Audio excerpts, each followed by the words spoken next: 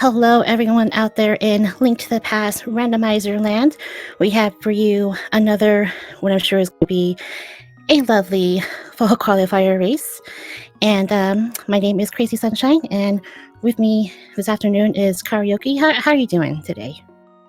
Well, I'm actually really good right now, coming off of a very good, good news. So let's hope we get some more good news with this awesome randomizer race we got going on here. We have four very well-known, very strong runners on our stream today with Andy, Adirondack Rick, Korek, and Kern on screen for us today. And do you know how many people are in this race overall? We've been getting some pretty big races for the qualifiers so far. I don't know off the top of my head. I know the first few races we've had have had upwards of about. We also have another restream going on over at twitch.tv/LTTP randomizer with four more runners being featured. So we have 8 in total showcasing the run today. And I think this is race 6. And we'll talk about it more as we get going. It looks like we got 120 entrants in this race, so a nice chunky number there. And we have both Rick and Kern starting off in Link's house and getting the flippers straight away.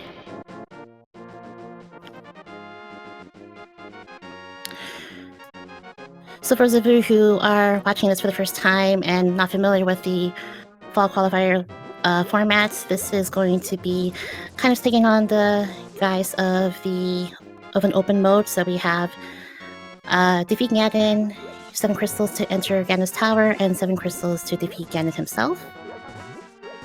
And it's a race to see who gets to that first. So we got a few different paths going here. We got Andy and Kern again heading the same way and going down to the escape area and picking up some rupees in that chest there.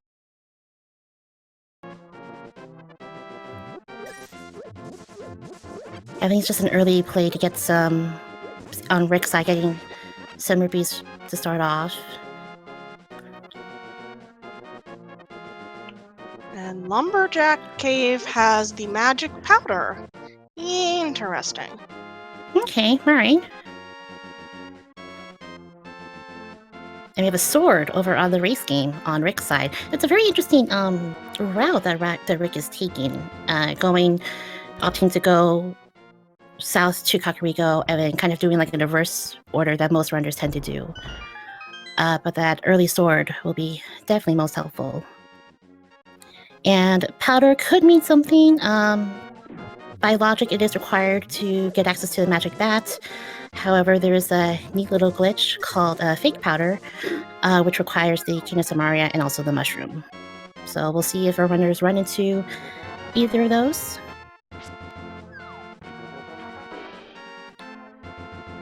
And so we got the Moon Pearl over on Korek's side.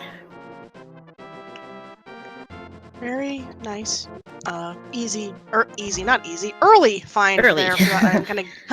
We'll start with E. That's the same, right? Yeah, early find there to kind of get it out of the way, and you don't need to worry about it later once Dark World paths open up. Oh, we got a map check there.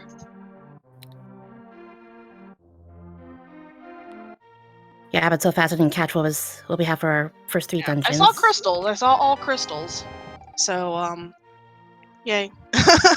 Yeah, it looks like Slowbrick's gonna be there first into Kakariko, and then Andy following suit. I did see the half magic over in the tavern.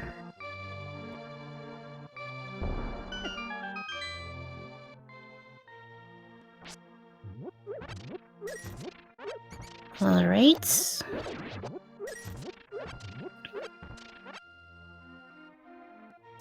Yeah, it's really interesting seeing very early divergence from our runners. I guess the thing I like most about these, more open modes is you kind of have that, wide open world to go through, and you're not just kind of stuck to the one path for the first, 7 minutes of the game, and then from there, just since you're like let out at the same point, you kind of always go, and that's generally the same route.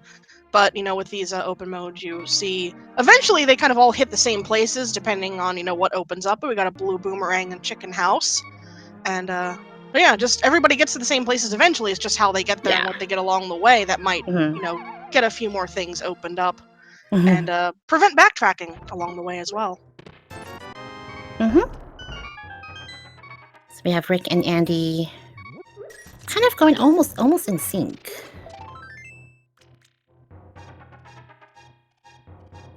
And down on the well we have some rupees.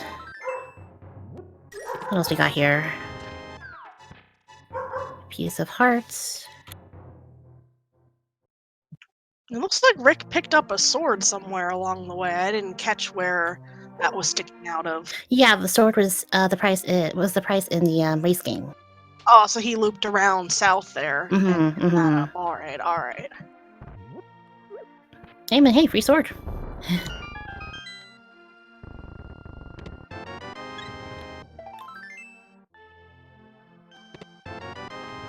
And now we have in Blind's hut. Another sword! Okay, all right. And a lot of love. There was 2 pieces of heart and 1 full heart container. I guess the thieves are the Phantom Thieves this time. They're taking your hearts. Mhm. You'll never see it coming. Huh. Early Master Sword. That's pretty comfy. You can. These runners definitely can get through the entire game on Master Sword. Mhm. However, this does mean that we are a lamp away from logical access to Aga 1. Oh ho ho ho. Which again, it's pretty early in the seed. We still have plenty of places to check. Plenty of paths that can open up that can give access to Dark World or otherwise that you would normally just have to smash through Aghanim for. And with the magic powder on the Lumberjack prize, it's kind of shrug if they're going to go for that or not.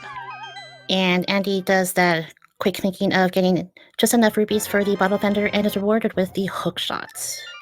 Ooh.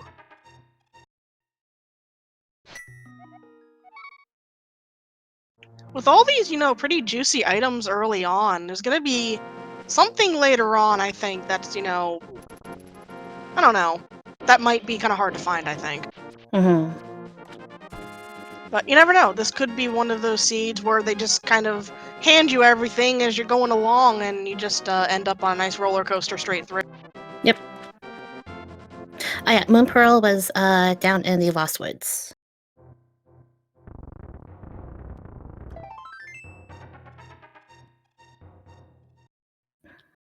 Now I have Rick heading down to South Hylia. You have 2 more checks over here.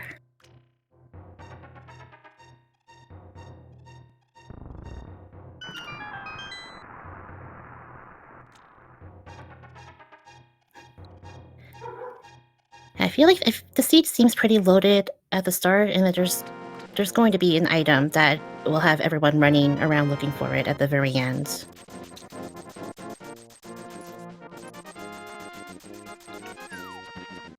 Yeah, usually it's something that ends up required, but is a very kind of anywhere item, such as like Ice Rod or one of the medallions that Mhm. you might need it to get into a dungeon or beat a dungeon, and it can be anywhere you look. With the hook shot there, as you saw Andy being able to only take 1 trip down the swamp gate here Mhm. by using the block glitch. If you haven't seen the block glitch before, you kind of push the block and use an item at the same time. Hook shot will pull you through to the stuff behind it in non-dungeon areas. You can also use the magic mirror to make the blocks just completely disappear when you push them. Yeah, it's nice. It's nice little tiny little glitch that can be very, very helpful. And we have Rick heading over to Mini Moldrum Cave. There are 5 items in here. You I have saw a lamp. heart container, piece of hearts, and there's the lamp. Lots of red stuff in there. So about that Agaseed. Oh yeah, thinking pose about that. Oh, everything in that cave was red. Nice. But Mhm. yeah, thinking about that, possible. If anybody's gonna go up there and take that chance to spend that, those few minutes heading up there without knowing if there's an easier path that will take them through. We'll see if anybody decides to dive a different dungeon looking for stuff first, or if they're going to just blast through Aghanim instead. Yeah. And there's still also plenty of checks. We can head over to Eastern Palace. We can do the checks up in King Zora area, pay off the Scam King if need be. Also that one spot that everyone tends to put off last over in the Agina's cave over in the desert.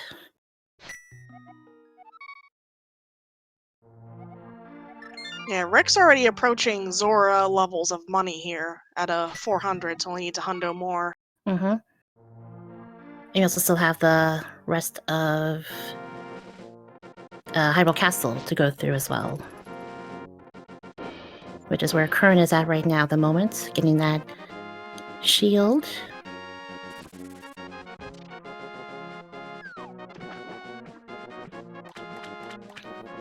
And we'll see what's in the Zelda today. And speaking of Agina, Korik is making their way over there right now.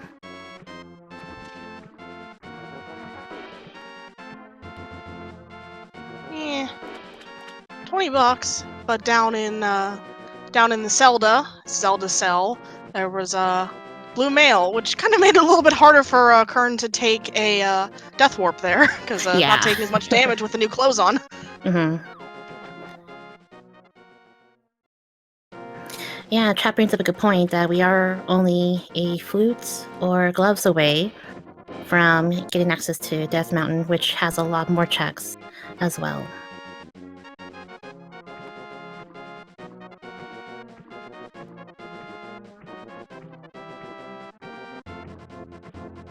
Yeah, it's a vanilla bottle from the hobo under the bridge.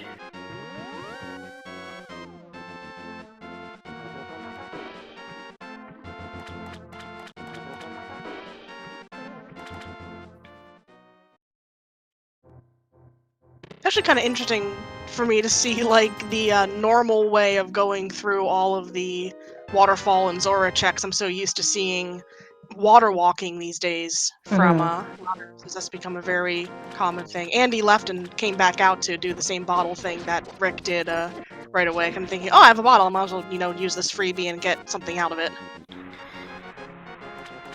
And even though we don't really have water walking in the seat, we do have dark walking from Kern's side. Checking out Dark Cross there without the lamp, and it's just rewarded with a heart container for their troubles.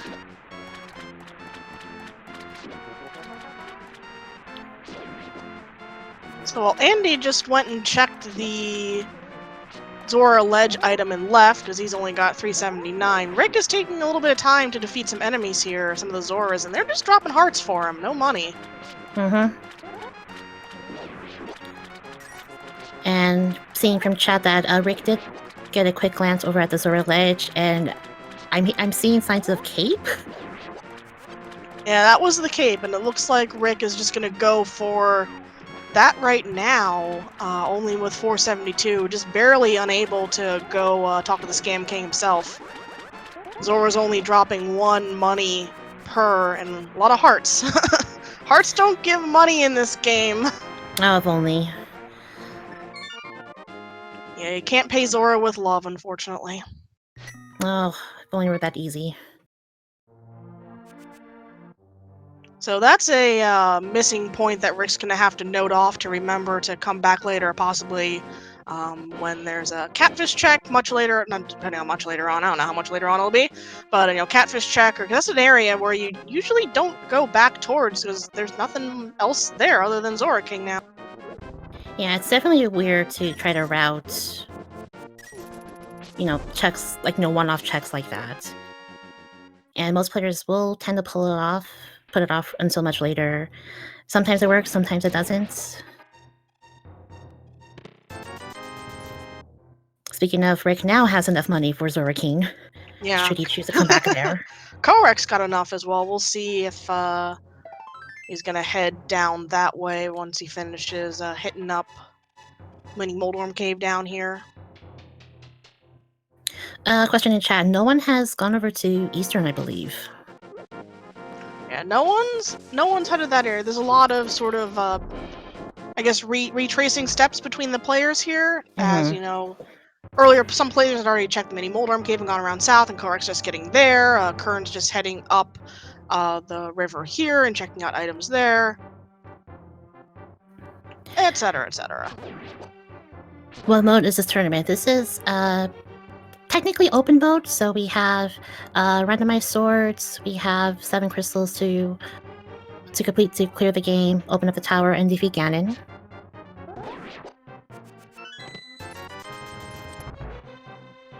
And chat brings up a good point that Korik has yet to visit the bottle vendor to get the hook shot. I don't think he didn't have the money to do that check when he was up there originally.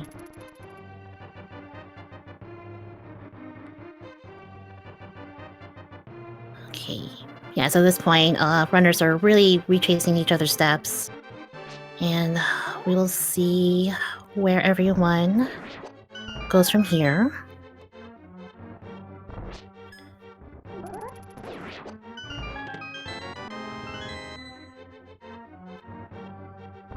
See, I think at this, I want to say that Korg is most likely going to be doing those checks over in King Zora. Yeah, he now has 500 rupees to do that, and it looks like Andy is going to be foregoing the rest of the Sphere Zero checks and going immediately up to Aga 1. Here we go. So it takes, what, 3-4 minutes to climb the tower and beat Aga 1? Something like that? Yeah. With the Master Sword, it'll make defeating the enemies here a little bit easier.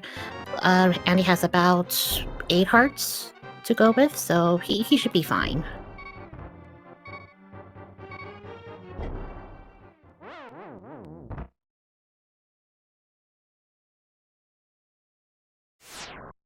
So we will be getting a new check from Korik's side, since he does have the money to pay off Zora King. We'll see if there's anything of importance that our favorite Scam King is holding for us today.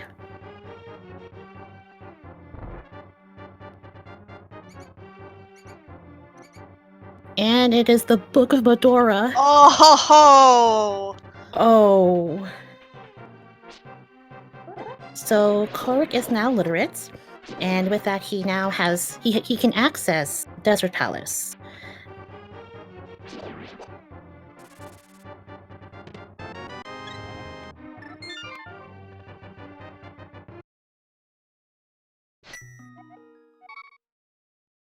And looks like Kern is going to be the first of our runners to visit the Eastern Palace area, talk to our good friend Sahashala, and see where Green Pendant is located. But first, check his closet. And it's nothing. Oh, looks like he decided not to talk to him. Okay. Okay, alright.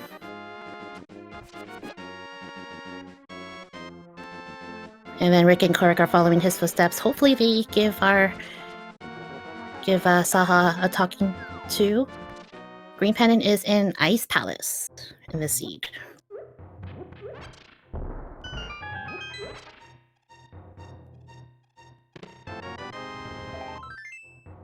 Not the most ideal place to have the Green Pendant, but we'll see if our runners will be heading over there, get to the Dark World. And speaking of the Dark World, Andy has made it up to the top of the tower and is fighting Aghanim 1.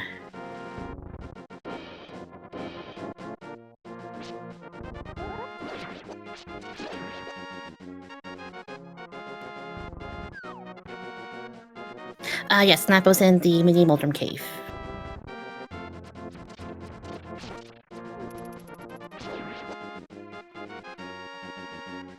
Alright, continuing on with our theme of diversions in the Seed, we have Rick being the first runner to go into Eastern Palace. It's a pretty risky play, knowing that he doesn't have the bow at the moment, so he's not going to be able to full clear it. But we'll see if Eastern has any helpful items for him. There are 3 items that you can find here.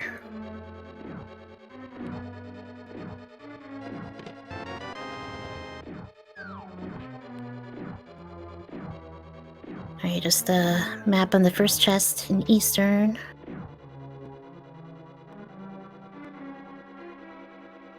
And I'm gonna see if this is... There we go. And while the runners are off doing their own thing, we're gonna make sure that you guys give them a follow and check them out in their own Twitch channels.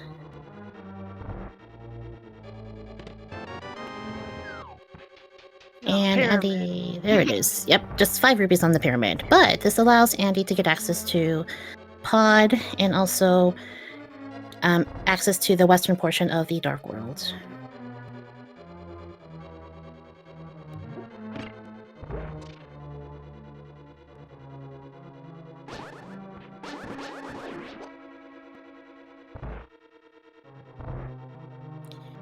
And it looks like Korek has opted out of going into Desert Palace and will go straight to Aga 1, which I feel like with the items that the game gave you really early on, I think it's telling you that's what you have to do. But I don't know, Shrug emoji? It's when you're doing randomizers, there are some plays that you just have to commit and hope for the best. Yeah, like one Rick hitting the big chest here in Eastern and getting the Cane of Samaria. Very nice.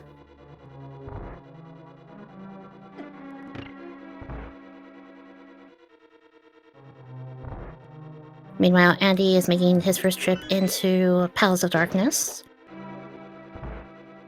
And we'll see if it is bow-locked here. And he can continue going. Although Andy does have the potion on him, so he can do the potion glitch in here if he chooses to do so. And get 2 more items on that side.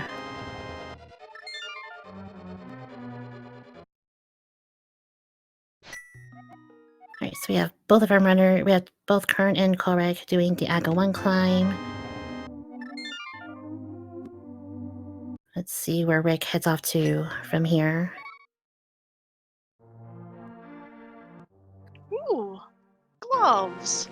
Andy finding the first pair of gloves there in Palace of Darkness.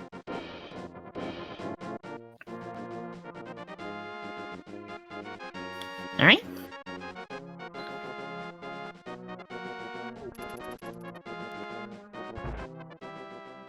Everything's still open enough at this point, and there's enough, I guess, items scattered about. It's hard to say, like, which is the right way that people have gone 20 minutes in. With Rick being the last one looking like heading up the tower now, but does have the bonus of that Cane of Samaria pickup already. Yep.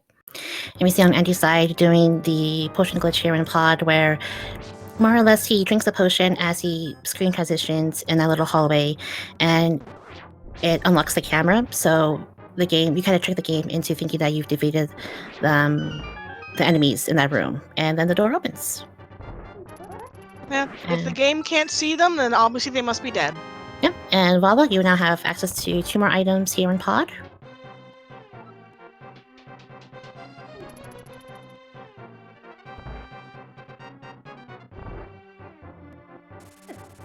The book, our lovely friend, the Zora King, had the book for 500 rupees. And Korek is the only person who has that at the moment. Yes, Korek was the only one to go up there to Zora area with the 500 rupees necessary. Andy just saw the cape and noped out. Rick had like 470 rupees, and the Zoras were only dropping 1 rupee along with a bunch of hearts. So he decided to leave and sort of grind out, over 30 Zora kills to get those rest of those rupees. Mm-hmm.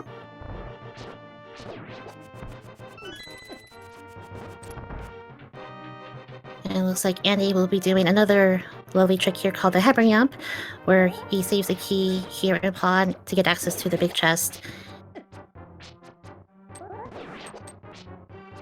And saves him that usual roundabout way of going through the dark maze.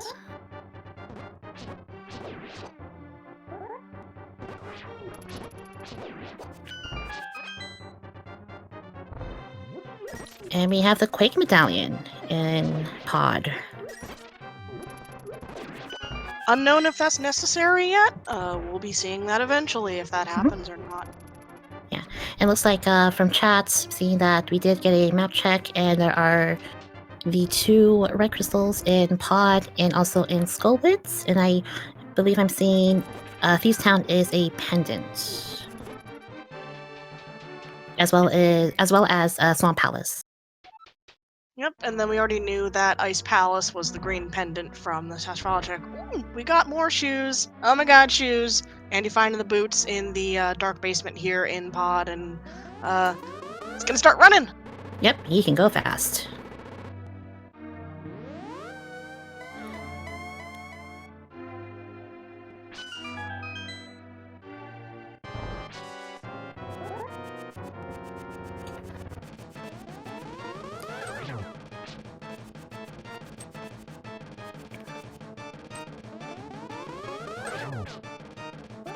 Alright.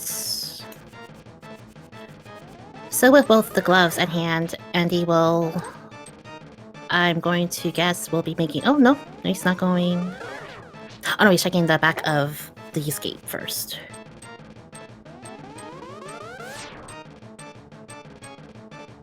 And I believe there should be a key here because we weren't able to get access here until now. There's a key, bombs, and a heart container.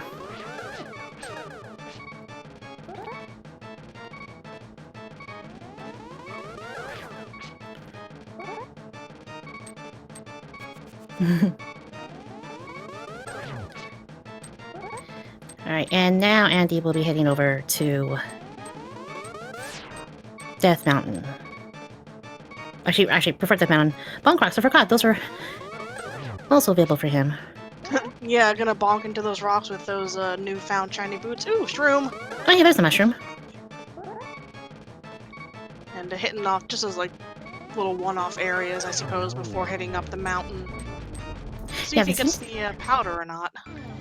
Yeah, it seems to be playing the plays that Andy's been doing right now have been really paying off for him as well. And yeah, so he'll be checking the ledge, see that'll be the powder.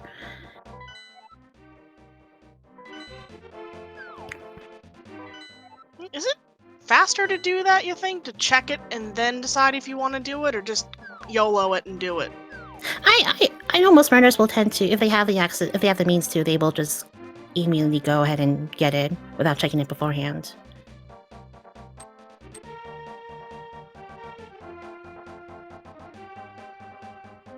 And while we're at it, Kern is our first of our runners to head over to Skullwoods. We'll be able to do a number of checks. Won't be able to fully clear Skullwoods without the fire rod. Yeah, so the Cane of Samaria was found in the big chest of Eastern Palace.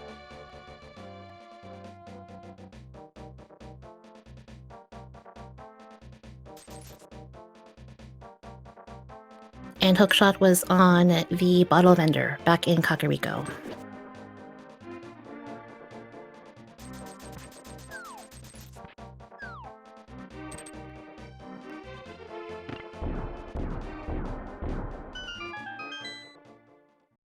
And then now we have Andy the first up in Death Mountain, while we have Rick and Korek making their visits to Palace of Darkness.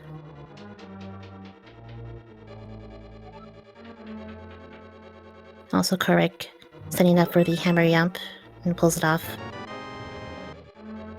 And I didn't catch what was on top of the spectacle rock there. It looked like the flute? Yep, that's the flute. Toot. And with my Arena Crystal, we are gonna need that flute at some point. Once we get the magic mirror. And it shows that, just being there, that the required way to get up the mountain in the first place was to get them gloves. Mm-hmm.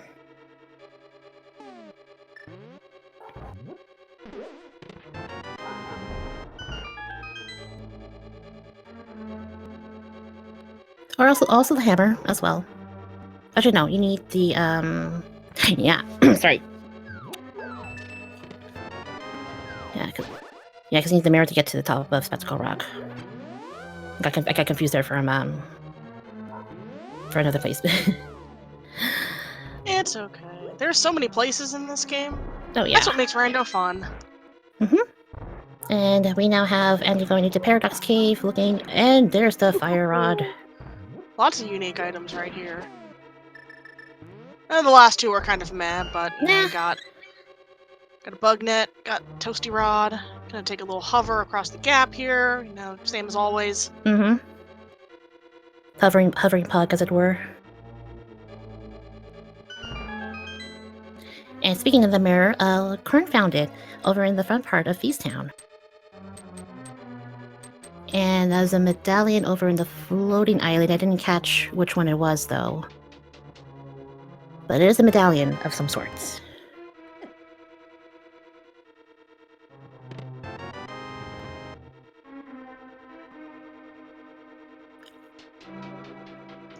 Chat saying bombos. I'm gonna believe chat there. Yeah. There's some nice chatters tonight. You're all cool, chat. Thank you for watching. Thank you for stopping by.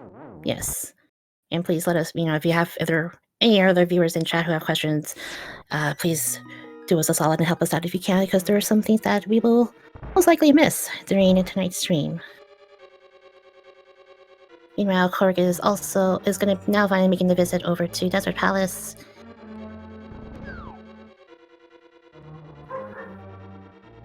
Seeing what lovely items we have here. And already grabbing the boots before cutting in here, there's no way that you end up blocked by having a key or something on the top of that torch.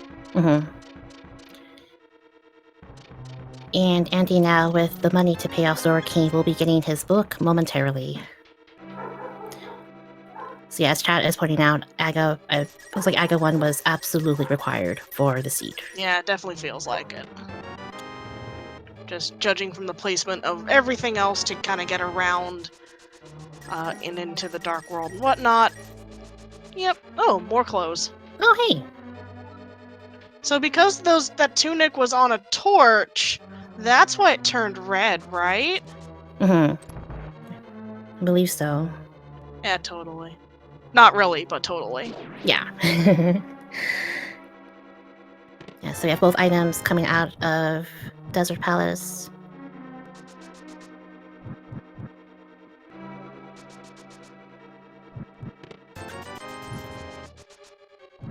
Right, and looks like Korg will be finishing off. We haven't had besides Aga 1, we haven't had a dungeon clear, have we?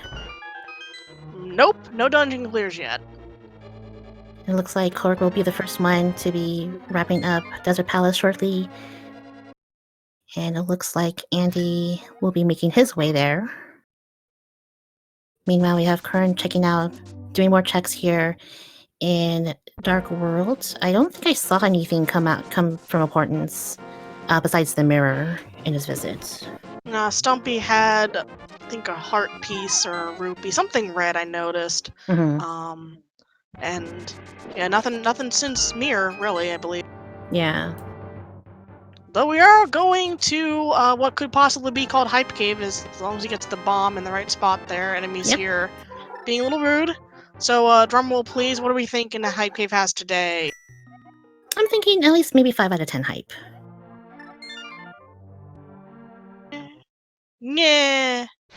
Nah. Eh. Nah. That's the worst hype cave I've ever seen in my entire life. Yeah, that's not good. Not very good. I mean, it's an easy check and everything, but you're kind of hoping that you get something worth out for walking that direction. So, yeah, rip cave tonight.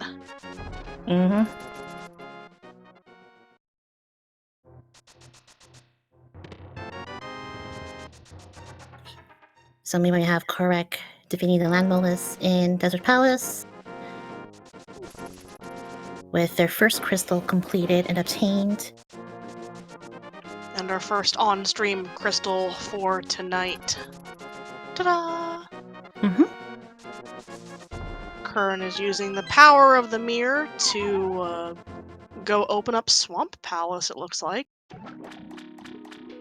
It's a very interesting play coming from Kern, although I understand that this is with...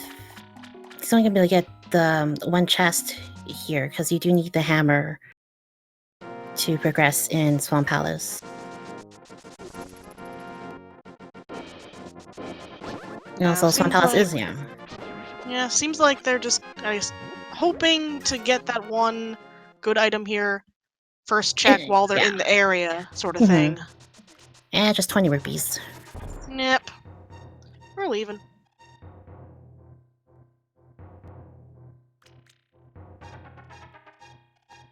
Alright, let's get an assessment of where everyone else is at the moment. Andy is in Desert Palace. Rick's heading up the mountain with Old Man. Gonna bring him back to his home. Korek's hitting bonk rocks. And it looks like Kern is gonna be heading over to Pod. Yeah. So in general, big items to get right now that we're looking for that nobody's got. Looking for that hammer. Looking for that bow. Yeah, in terms of items that we need to finish the seed. Yeah. We still don't know where our bows are. We don't know where the hammer is. Yeah, we know where the flute is, but the people that know where the flute is don't know where the mirror is, and the person with the mirror, I don't think, knows that the flute's up there. Mm-hmm.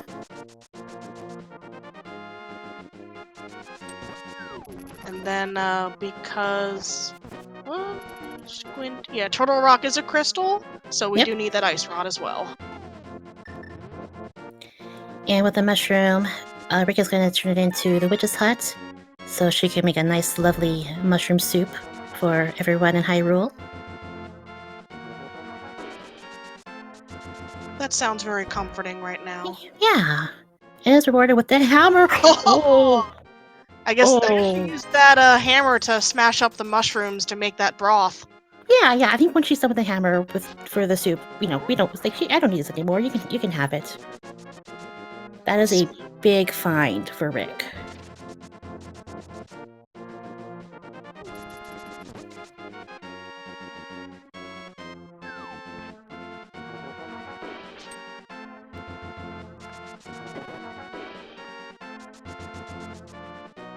And it looks like Rick is going to be revisiting King Sora now that he has the money to pay off and will be rewarded with literacy.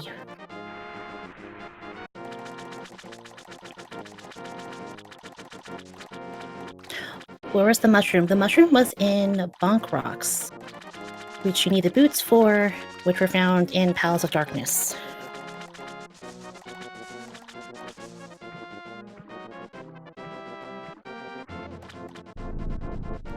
Yeah, the logic for the seed is all over the place.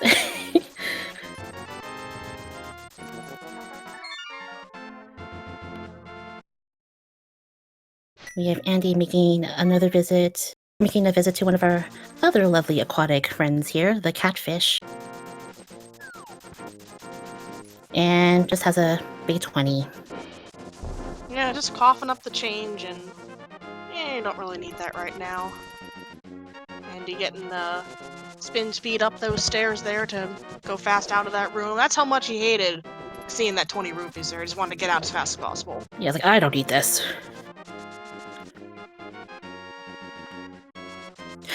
Correct, yeah. Palace of Darkness was not bow locked.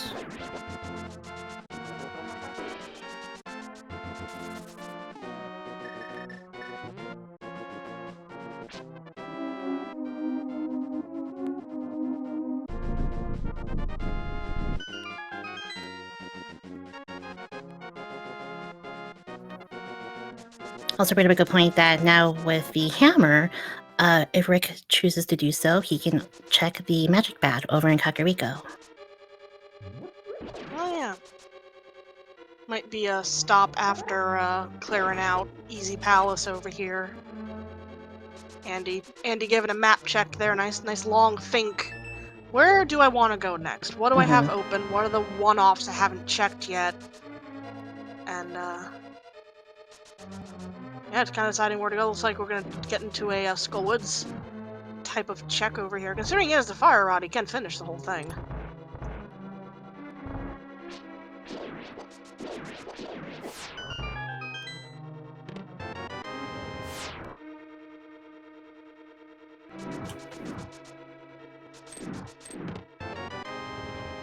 Yeah, and Andy will be the first person to be able to clear Skullwoods with the fire rod at hand.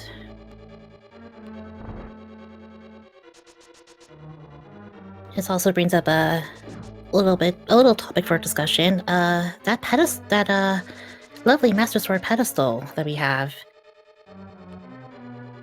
I think based on what we have for pendants, a bow could be on there, the ice rod could be on there. I think that's it in terms of required of items that are needed for progression that could be on there. Yeah, it's slim pickings this time, but they're there. And we'll just see if Andy does a check, considering he's got the book as well after defeating or finishing Skullwoods here. If he decides to make that check or not and give us the know-how, or just decides to go, nope, I'm gonna, chance it and say no and move on with my life and go to bigger and better things in this seed. And also, Trap brings up a good point that the medallion could also be on there. Also Andy in chat, doesn't have the mirror. Yeah. Correct. Yeah. Also, the second glove, that's right. We do need the Titansmiths. Titansmiths can't be on the pedestal because Ice Palace is a pendant, and you do need the gold gloves to gain access to Ice Palace. And I think Correct makes a visit to our magic bat, and I think I just saw a big 20. I didn't see anything of real importance there. Yes. Yeah, confirming from chat that the bat was $20. Yeah, Ice Rock can absolutely be on the pedestal since Turtle Rock is a crystal. Yeah, Ice Rod being one of the more notorious items for being anywhere, due to the only place that requires it being Turtle Rock. So as long as Turtle Rock is not a pendant, it can be on the pedestal. And in general, Ice Rod can be in a lot of places. Yeah. The running joke with Randomizer, I don't know if it still holds true for version 31. You find the Ice Rod early if Turtle Rock is a pendant, and then you find it as one of the last items you find if Turtle Rock is a crystal. And I think, let's see, looks like Andy got the red boomerang from Mothula? Just a red meringue and a crystal. Crystal being the more important thing in this case. Yeah. And that is 2 dungeons down for Andy. Okay.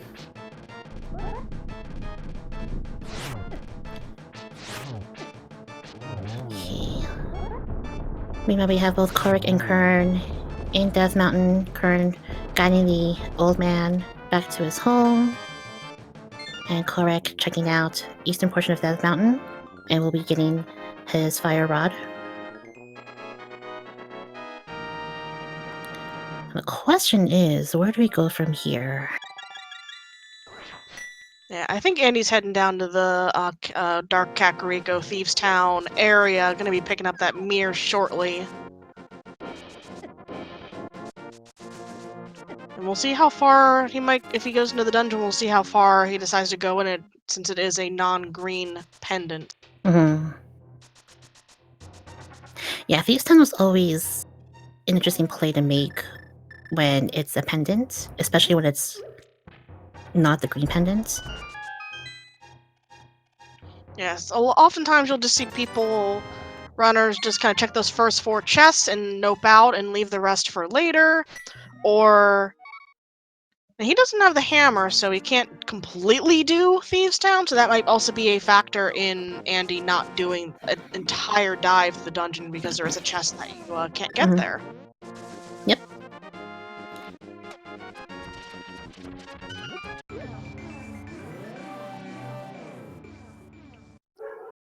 Yeah, the only person to go into Swamp so far, though it is in logic, was Kern, and Kern did not have the hammer, and therefore could only pop open that first chest hoping for the hammer. Mm-hmm.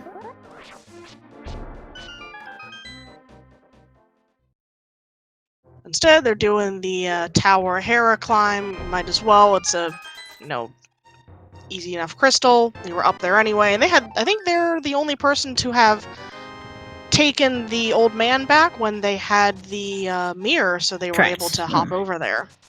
Yeah. Which also means they picked up the flute. Notice that. Yep, and Kern is our first runner to go into Tower of Hera and showing off a recently found glitch called Hera Pods, where you bomb yourself and kind of clip your way into the pod so you get access to the upper levels of Hera without needing the big key. That is the first time I have seen that. Yeah. And it is very interesting. Yeah. However, it is a risky play because you are taking the risk that nothing of importance is in the big chest, assuming unless you have found both items in Hera. But nonetheless, it's a pretty cool trick.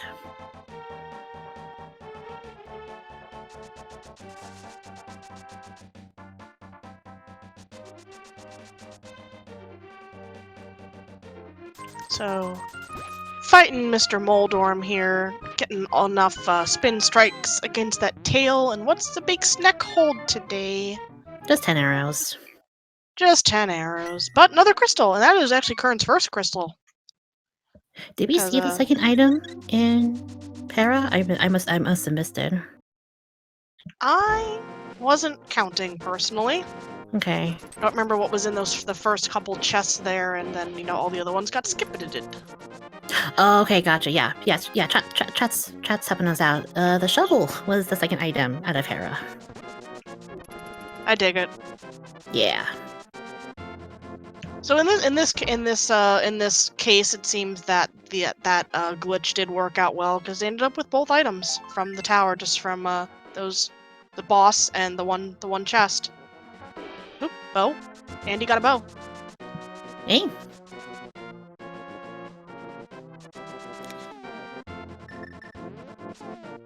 Yeah, so those of you are... Oh, sorry, go ahead. No, I was just going to mention about how bows are progressive now. Oh yeah, me too. I was going to say that too. We're on the same wavelength here. That's good. Yeah, so for those of you who are new to version 31, bows are now progressive. So instead of having the bow and the silvers be two separate items, you can... The bows are... You can find them in either area, and whichever one you find first will be the bow, and then the second bow you find will be the silvers.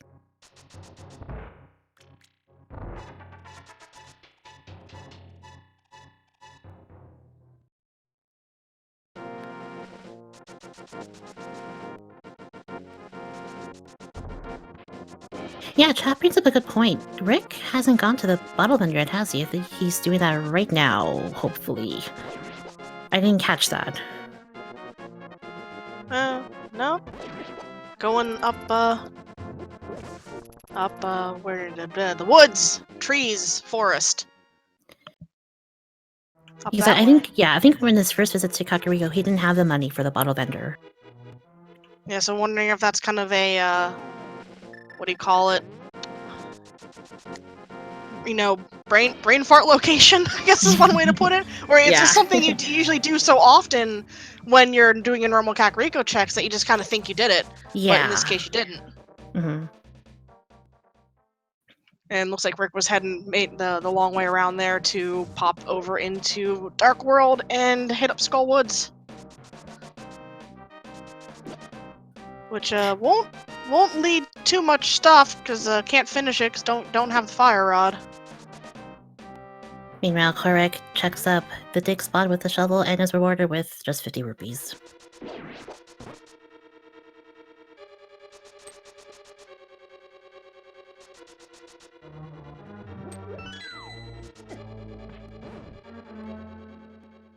Let's see here, and Kern pulling off. I love doing that trick, doing the dash with the shovel.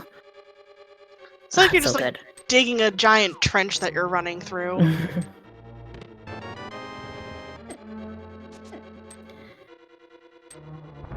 So let's see where everyone else is running off to now.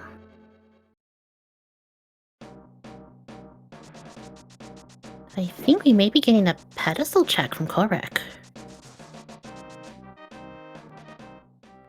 I think we are? Yes. Yep, they're heading all the way up there. Yep, alright. Alright, let's see. And today on the pedestal, we have... just Couch Chat. Move along. Oh, well. You can't win Yep. them all. Well. And pedestal is dead.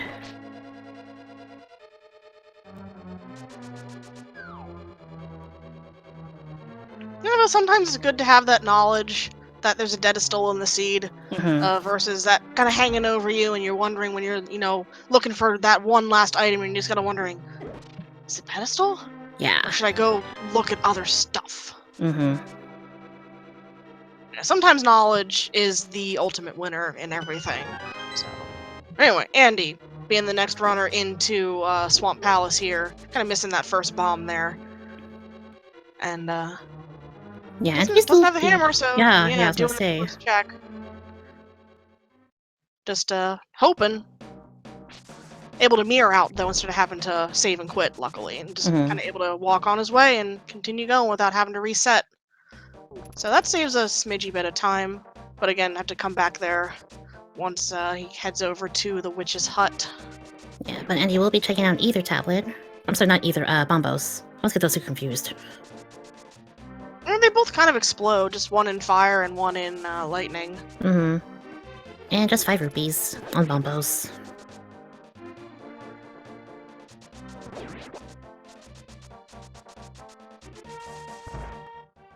Okay, but it looks like Andy is back up in the mountain and will be getting the flute up in Spectacle Rock.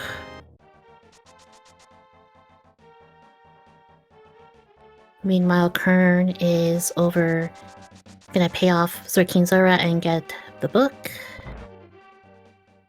So then everyone will now become literate.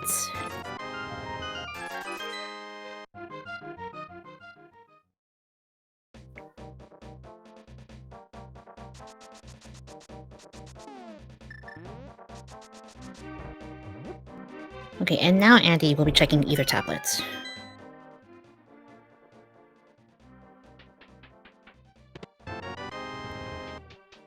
And more hearts. Yes, Catfish just had a big 20. So, nothing of importance. No, one fish had a good thing and the other fish didn't have a good thing. Yeah. So Rick's gonna be the next runner on the screen here to get the mirror. And we'll see how deep he goes into Thieves. Excuse me, Thieves Town here. Mm-hmm.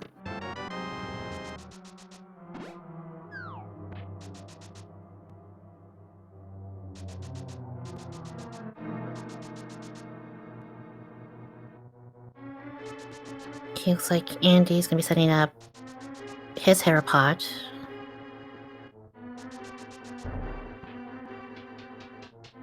Yeah, it's a little bit tricky to do. You gotta get that placement right so you can clip into the pod. And it is very easy to mess it up and potentially hardlock yourself. But A is able to do it with no problem at all. So in terms of the seed, we still need gold mitts. We have no idea where those are. Still need the ice rod. We know where one bow is. And we don't know where one medallion is because everybody's picked up Quake. And Bombos is on Floaty Island. We don't know which ones are required though, so both Misery Mire and Turtle Rock might both need ether, and we haven't seen ether yet. Yeah, chat said that bow is in King's Tomb.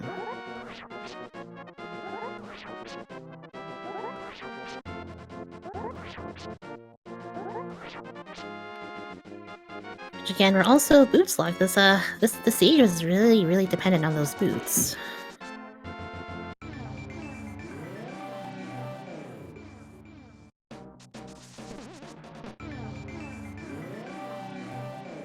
Okay, and we have Andy finishing up his 3rd dungeon. Rick finished getting his flutes, and Let's see. Kern is gonna meet up with Mothula. Korek heading through Thieves Town here, doing the outside checks, probably before dipping into that first area and being the final person on stream here to pick up that all-important mirror. Let's see. Question in chat. Pyramid Fairy Mitts. That could be that's a possibility. Yeah, absolutely. Pals of Darkness and Skullboots are 2 red crystals, which do not need the gold mitts to complete. Yes, Hammer is on the witch. With the mushroom in the bonk rocks. And I wonder if Andy I think, is Andy the first one to activate the flute? Because I haven't seen anybody take the pause here, the little coffee break while our friend the duck flies away. Andy might be using that flute travel to head over to that witch now. Mm-hmm. Or not. Okay, we're doing Eastern instead, it looks like. Which is fine. It's pretty quick. And with the bow, Andy can just blast right through it. And it's a crystal, so... Yeah, the only downside is that he doesn't have the hammer yet, so he would be unable to do Pod and Eastern back-to-back.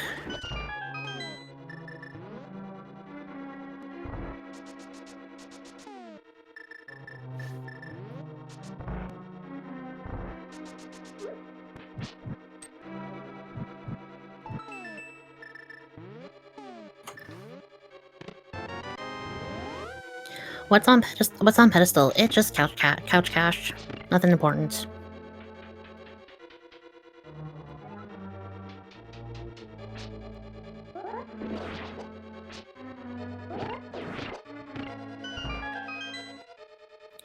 Yes, I think Andy will be the first person to finish up Eastern with the bow in hand.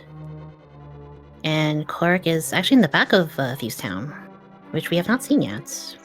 Yeah, so they decided to go the whole way, probably because they have the hammer and are able to check every last nook and cranny at this point. Mm-hmm.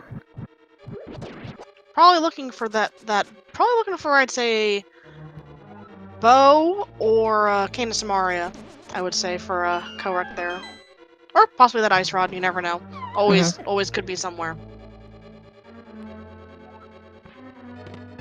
Yes, there are 3 items in Eastern Palace. Aside from the Big Key map and compass.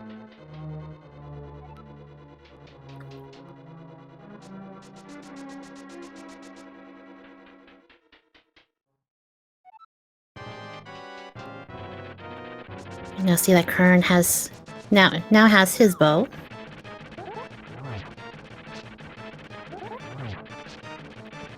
Meanwhile, Rick is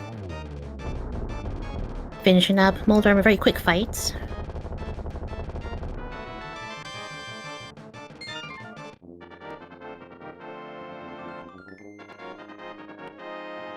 And Clark is our first to meet up with Blind. I didn't see anything else of importance in Thieves Town. I don't know if I missed anything besides the mirror. No. We'll see if Blind drops anything here. Because obviously if he's fighting Blind, then there has to be an item there. And just 20 rupees. Oh well. Yeah, and also Trap brings up a good point that we still don't know what our medallions... What are the medallions we need to unlock Mire and Turtle Rock. The only 2 that we know of, that we know where they are Quake and Bombos.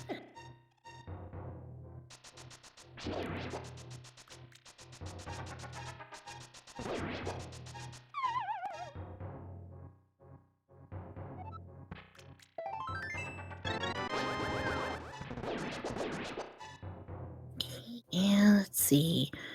Right, Andy, fighting the Armos Knights in Eastern Palace.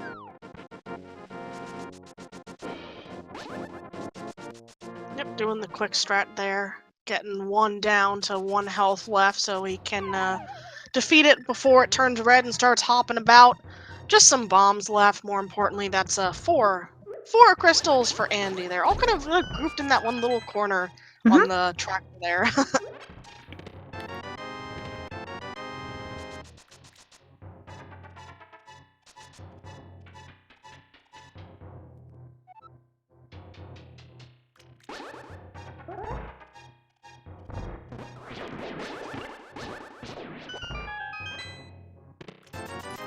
Okay, and Rick finally headed over to Paradox Cave and getting his fire rod.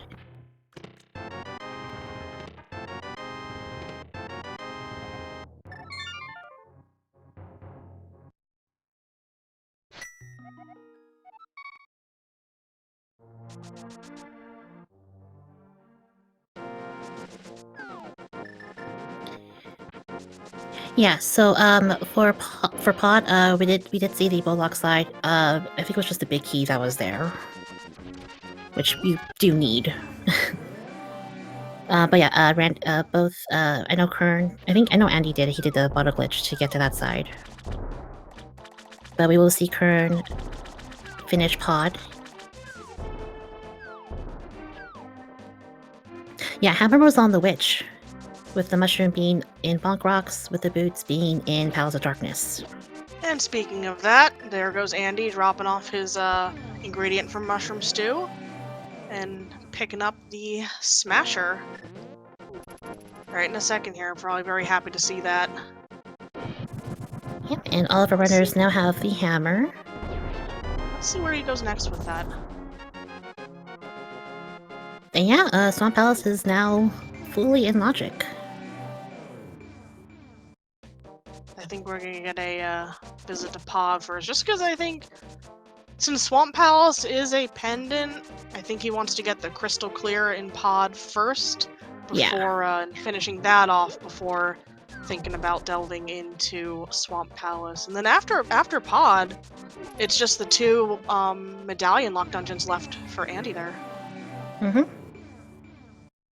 We'll have to see if he decides to go with Flute. He can go check out Meyer and see and get, the Meyer shed items, and also check out what medallions needed, and then possibly head in if it is. Head in and finish that off if it is Quake. Right. And if not, then it's going to be a kind of a where in the world is the medallion required type of thing. Yep.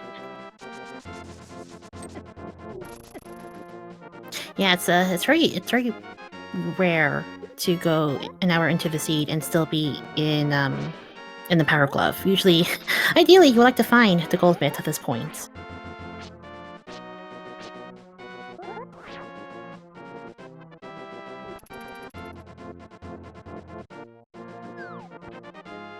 Yeah, with the mitts, it does prevent our runners from going into Mire and to Turtle Rock.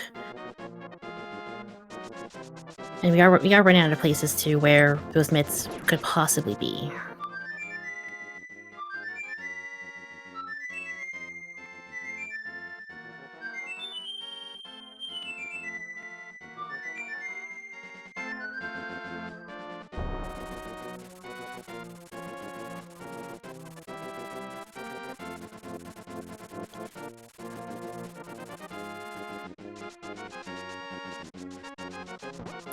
Rick still hasn't talked to the bottle vendor yet, has he? Nope.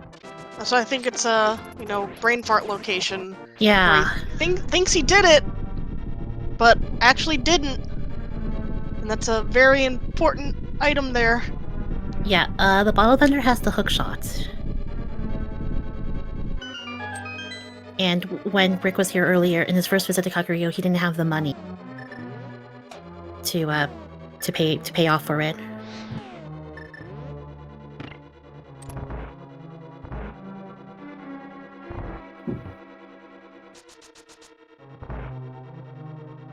Meanwhile, Andy makes some quick work out of Helmsworth King.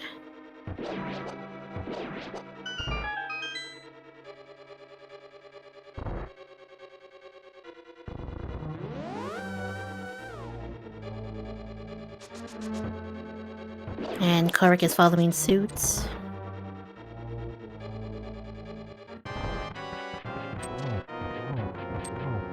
Kern dungeons over here. Gonna be picking up that Cane of Samaria and the big chest here in a second, and then heading on to finish the rest of Eastern Palace. Yep. And meanwhile, Rick is using that fire rod, and probably heading back to Mothula. There we go. I was like, I wanted to say Mothra, and I'm like, I know that's not right, but it's pretty close. Wrong That's franchise. wrong series. Yeah, getting grabbed by the wall master there, unfortunately, and back to the start. Mm-hmm.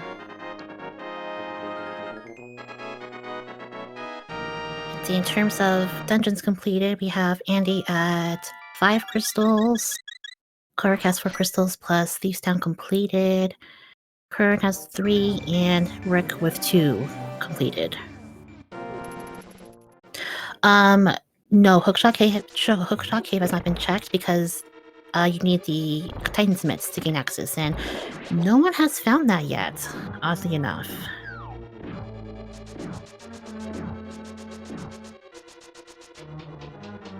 And just 10 arrows from Spike Cave.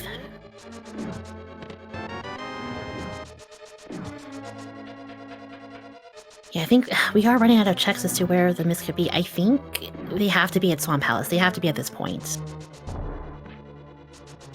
Because there's nowhere else I can think of they could possibly be, because all the other... Yeah, Ice Palace, Mire, and Turtle Rock are all locked behind the gold myths. Or Pyramid Fairy, that's right. Which I think we are getting that check from Andy, looks like. Seems heading in that correct direction.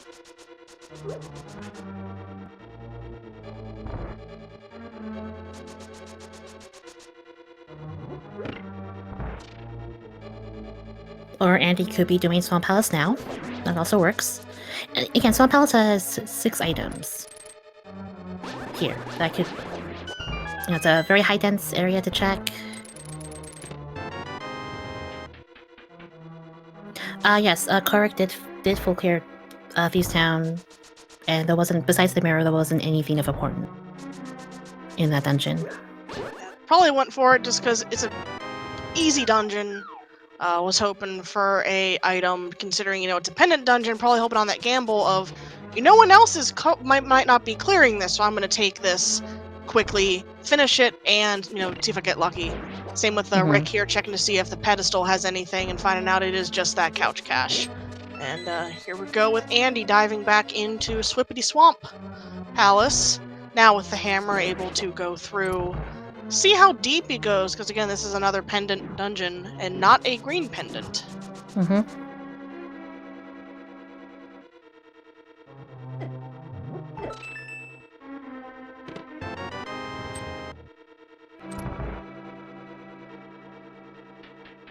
And also, speaking of items, everyone's still at Master Sword, and no silvers. Yeah, I kind of forgot about the sword situation. Hello.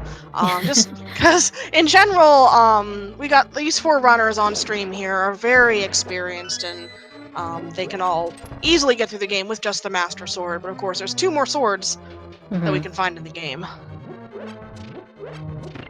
Yeah, we can't defeat Ganon with the Master Sword. I would feel like which our runners can do, I think to be a little bit more comfortable though, they would prefer to have another sword or silvers.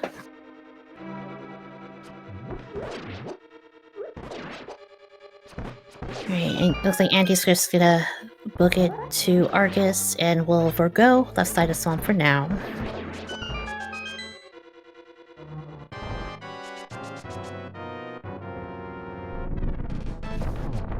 And while our runners are finishing off their respective dungeons, I'm gonna quick little reminder to check our runners out as well. And also, doing tracking for us today is Sniffboy and Drosy1.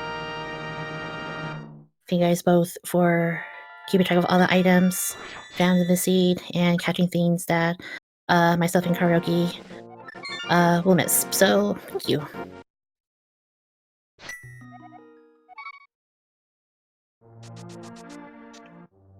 Let's see, nothing coming out from Swamp so far. I think Just a bottle of swamp goo there. Yeah.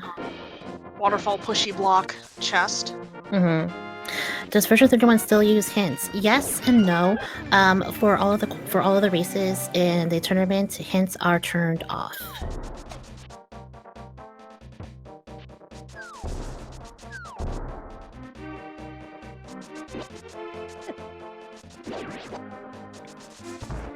It looks like Korik is gonna get that big bomb and unlock the Pyramid Fairy.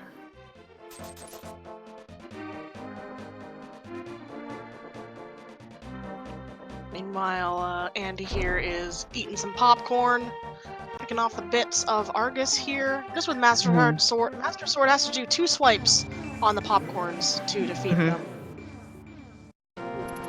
Yeah, a little bit more work required, but Andy does it with no problem at all.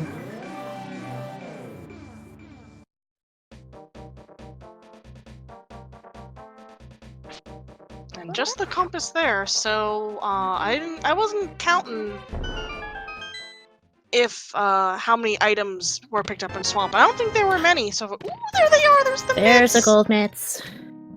Pyramid Fairies, lovely bangles. Sorry for the high-pitched squeal there. That was Oh no, it's totally. Again, interrupting myself as well with Andy. You know, speculating, is he going to dive back into Swamp and head over to the left side? And that answer ends up being a yes. He's heading right back in, going to check out what is left there, because didn't pick up everything in Swamp. And with Korik with the Titan Smith in hand, he will now be able to check out more items in the dark side of Death Mountain, including Hookshot Cave, and he can enter. Assuming that Turtle Rock is Quake, he can enter. At the very least, he'll be able to know what the medallion is needed. Also picking up his flute here, because he was the last person on stream here to not head back up to Death Mountain after picking up that shiny mirror. Actually, no, he did pick up the mirror and just went straight to Hera or something. Yeah, and just didn't get the flute. Yeah, this is his first time back with the mirror.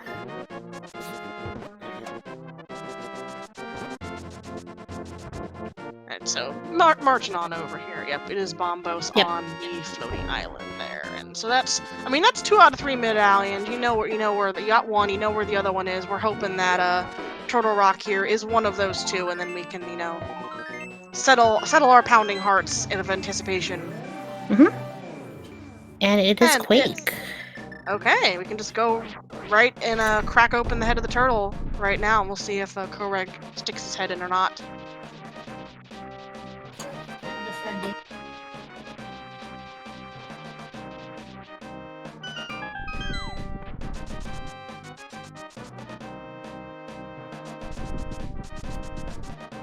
Alright. And then Korg is going to be checking out Hookshot Cave first.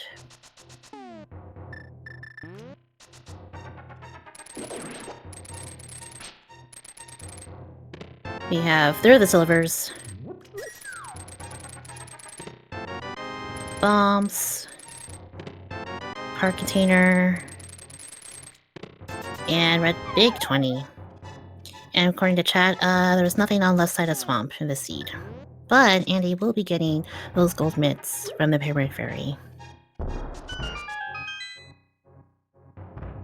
And chat does bring up a good question. Do you risk going into Turtle Rock without the ice rod? There's a ether medallion Oh, speaking on of. Kern's side there. So there's something.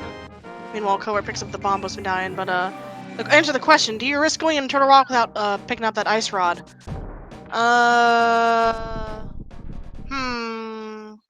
Considering Korek has like almost everything else at this point.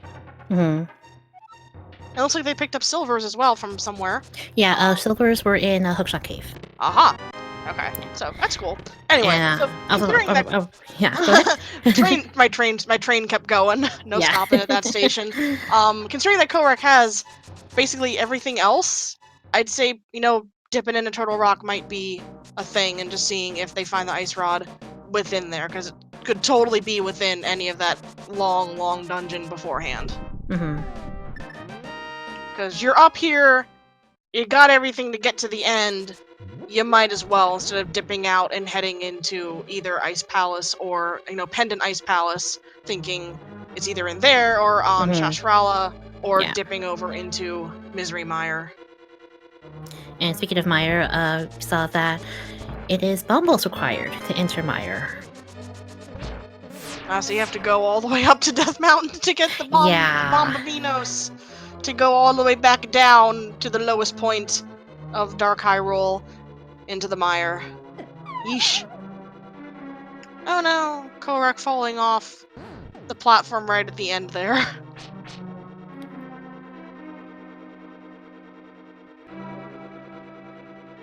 Yep, Korak will be the first runner to venture into Turtle Rock. There are 5 items, if I remember correctly. Chat, feel free to correct me if I'm wrong. I think it's either 5 or 6. I can't remember. But Turtle Rock is another heavily item-dense dungeon.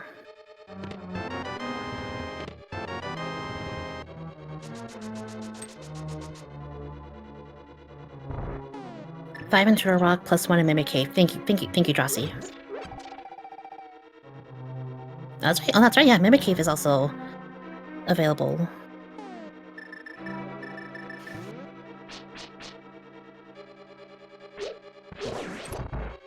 Alright, let's see where everyone is at. I think Andy will be going into Turtle Rock. I would assume so.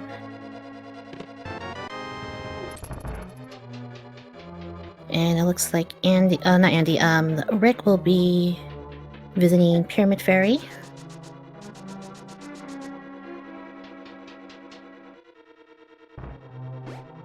Yeah, I feel for Rick right now, just still without the hook shot. And it's definitely, again, for those of us who have done randomizers, there's going to be a scene where you just forget a location. Either you forget something, or, a lot of newer runners don't know places exist. Mm-hmm. Like, when I started running Randomizer, I didn't know you could fall in the well in Kakariko. Yeah, and also this brings up a point that without the hookshot, Rick doesn't have to go into Swamp Palace, which I don't think we saw anything of in there this time. No, there was nothing of major importance within Swamp Palace in any of it. Mm-hmm. So that's kind of a bonus that, they're not thinking about it. It's probably not on their radar right now because they can't clear it. Mm-hmm. But then you have to wonder, if he starts having to backtrack and try to remember where he hadn't checked and where hookshot could be, that finds it, late enough that he's like, oh, maybe something was in swamp, and Ice Rod is in swamp or something like that, and feels extra super behind. Mm-hmm. Something like that. Alright, speaking of, we have a new check in Korak side, visiting Mimic Cave.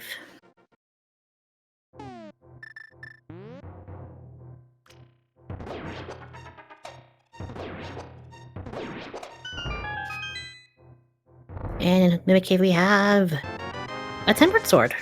Oh, that's comfy. Right. That's a nice spot to be in with Tempered Sword and Silvers. In terms of offense, I feel like Korak is more than comfortable for the rest of the seed. Oh yeah, definitely. And no worries about fighting Ganon here. Mm-hmm. And of course, with Silvers, that means Misery Mire is gonna go down, vitreous. Yep. A couple pokes to the eye there, very easy. And meanwhile, we have both Andy and Kern doing the first part of Turtle Rock, and Korak finishing up the last part here.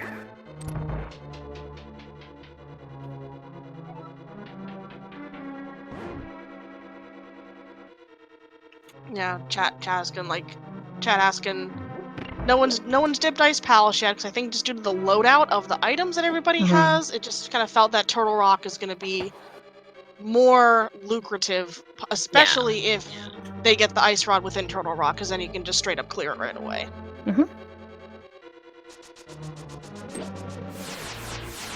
Because Ice Palace is like, it's like 2 or 3 items, I think.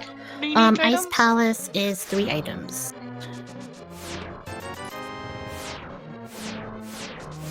So Korek here on Zappy Zappy Laser Bridge. You know, definitely got enough. This has been a healthy seed. Got enough health to just tank the hits and ooh, that's the Ice Rod. There it is. You know, singing. All right, Lights up, sing the chorus. We're just gonna go finish this dungeon right away. All right, and with that, Kern and Andy will be getting that Ice Rod soon enough. We will see Korek fight off Trinex first. And I think that's go mode. Oh yeah, that a little is over most definitely. A little over an hour and 19 minutes. Korek is our first restreamed runner to be in the fabled go mode.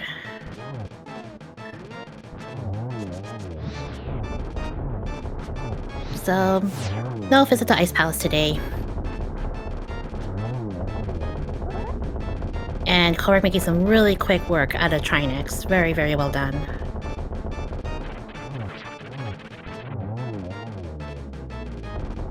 Beautiful fight. Always great to see these runners just decimate one of the hardest bosses in the game. Yeah, it's very impressive, and it's always amazing. It's always amazing to see.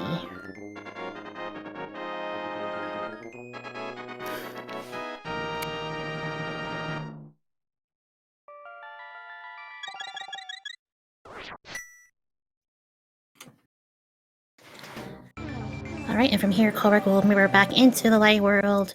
We'll flute over to Meyer. Nope, he hasn't activated flute yet. Oh, that's right. Oh, that's right. Yeah, has to go save and quit and walk down, activate flute, and then fly over. Okay. It works out. Yeah, he's right there.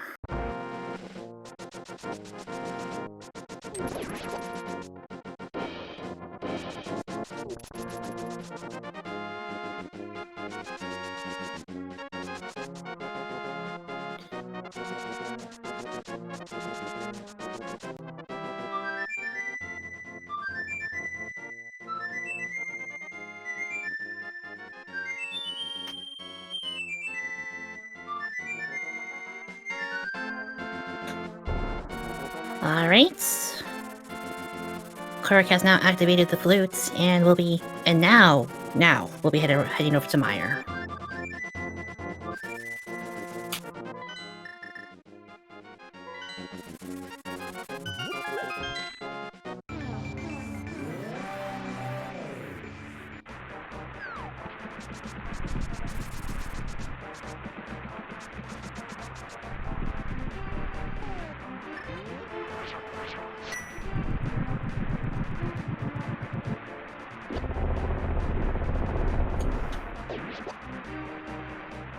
Yep, and with Korek opening up Meyer, he is now for sure in go mode, and we'll be able to just go through Meyer. Hopefully get that God Meyer today.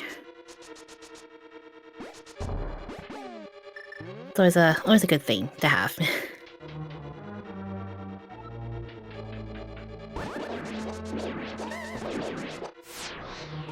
It looks like Rick also headed over to Misery Mire. Probably, no, not only because it has to be a required clear, but also hoping to find that hook shot, because it is other than the ice rod that he's gonna run into if he goes through Turtle Rock. Just that one last thing that he needs that just can't find.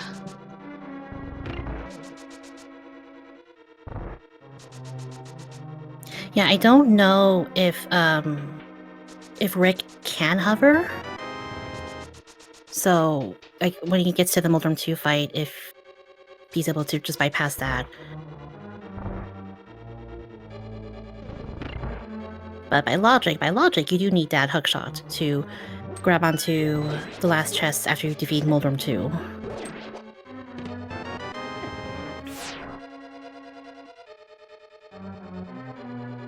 We'll see another well-executed fight from Andy's side with Trinex, just making it look so... with no trouble whatsoever. Going for that quick setup where you stand behind the one head and Yep, as well as smash Kern. it before it shoots out there. And Kern wrapping up his Trinex fight as well. So the seed was pretty kind early on, and then just had to do Agno 1 to get the boots for the long trek, the long fetch quest for all of our items, but little before an hour 30, we're good to go for the rest of the seed. I'd give this one like a standard rando feeling seed. It wasn't a jet seed. It wasn't a rough seed. It's been very comfortable and very spread out. I'd say the worst part would be that Aghanim required at the start. Yeah. And I think by logic, Palace of Darkness was a required double dip since you needed the boots to get the mushroom to get the hammer. Yeah. Yeah, so definitely not the worst I've seen. No. By far. Correct. Oh yeah, absolutely.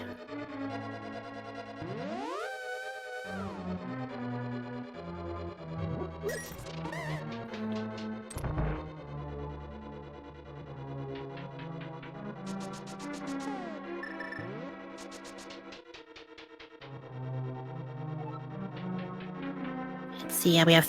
Yeah, actually, all of our runners are in Mire. Now that I look at it.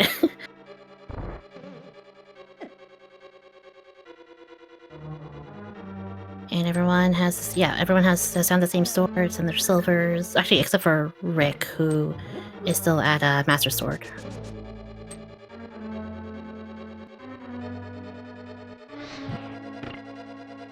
And even then with silvers, Master Sword isn't too bad. Just you have to use spins, but once you do the spins, you're... At Ganon, once you do the spins, it's still easy at the end there. Yeah. Meanwhile, Korek doing another neat little trick here, which I still don't fully understand, but it looks cool, is known as a spooky action glitch, where it saves you a trip in one of the rooms in Basement of Mire, and the switches just happen automatically. It's something to do with layering and positioning of the way that you shoot stuff off, and it triggers the switch off screen because it thinks it's on the same layer. Yep. And with that, Korek has his 7th crystal completed. After we finish a little cutscene here, we're gonna do a neat little game here. Once he gets up to Ganon's Tower, we won't be doing the game officially since the bot is not active during tournaments, but we'll do it for funsies. So once Korek opens up Ganon's Tower, it'll be the hunt for the big key. So what are you feeling today? Are we feeling nice? Feel something early? Something middle? Something late? I'm gonna go with chest number 10. Big key bot isn't active during qualifiers, but you'll be seeing it later on in the tournament. Oh yeah. Yeah, I think for the last few qualifier streams, it's just been just for funsies.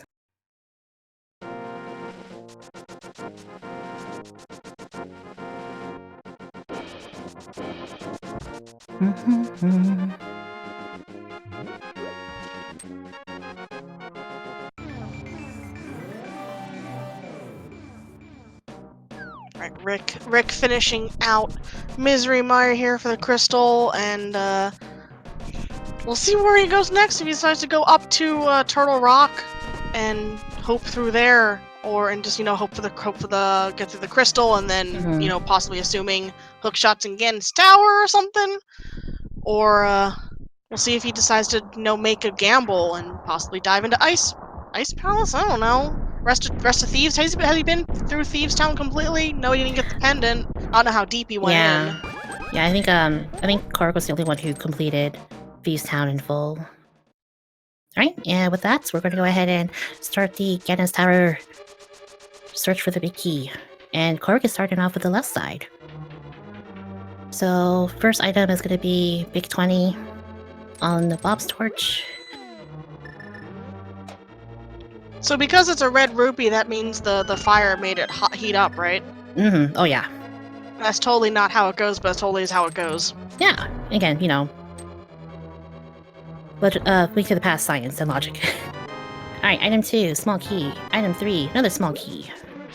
4 is piece of heart. And 5 is 10 arrows.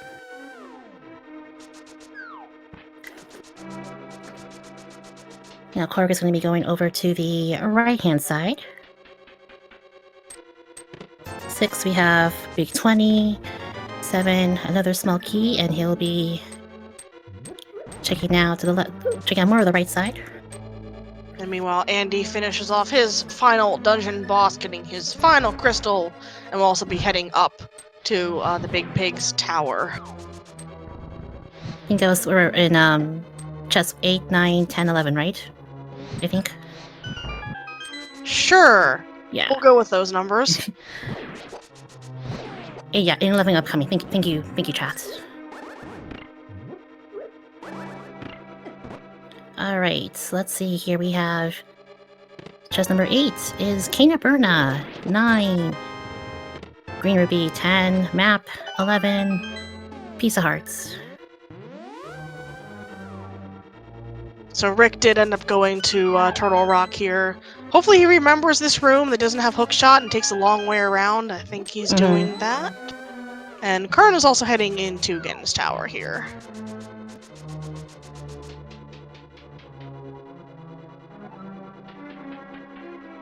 Alright, and Clark is making his way back to the left side of Ganos Tower.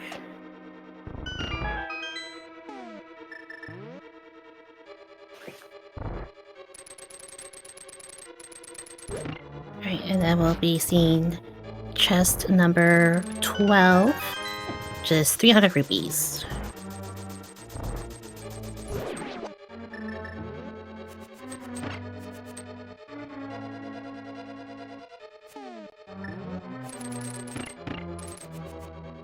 Oh, and Corey missing the switch there. Yeah, this is really... yeah, this one I can never get down completely. Yeah, I always go for the kind of bomb route, and even then it's kind of iffy with the bombs because it's kind of set up that you hit both of them at the same time, unless you place the bomb like just in the right position to only hit one. Alright, and we'll have chest 13 coming up in the Fire Snake room, which is going to be another big 20.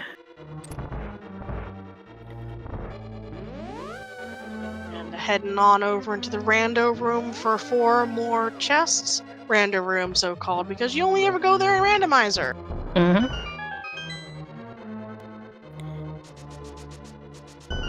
Alright, chest 13. Big key, there it is. Lucky number 13 tonight.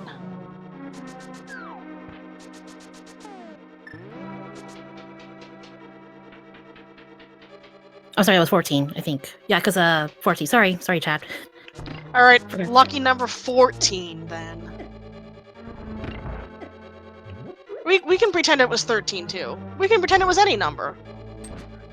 You know what? The true winners in the seed are all of us, because we get to see 4 amazing runners do this, and something that I could never do because I am a garbage random runner. I think my best time at Rando was like just under 3 hours, and that was back on version... Ooh, was that 18? Something like that?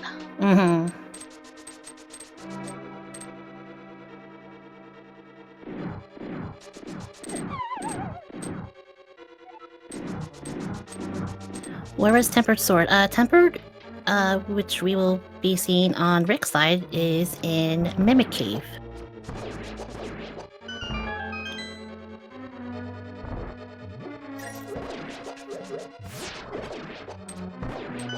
Yeah, and so talk a little bit about the fall qualifier tournament here. For any of the runners who want to partake, they do have to complete. I think it's 5 races in total, and I think it's the top 128 runners who have the best times, and then they move on into group stages.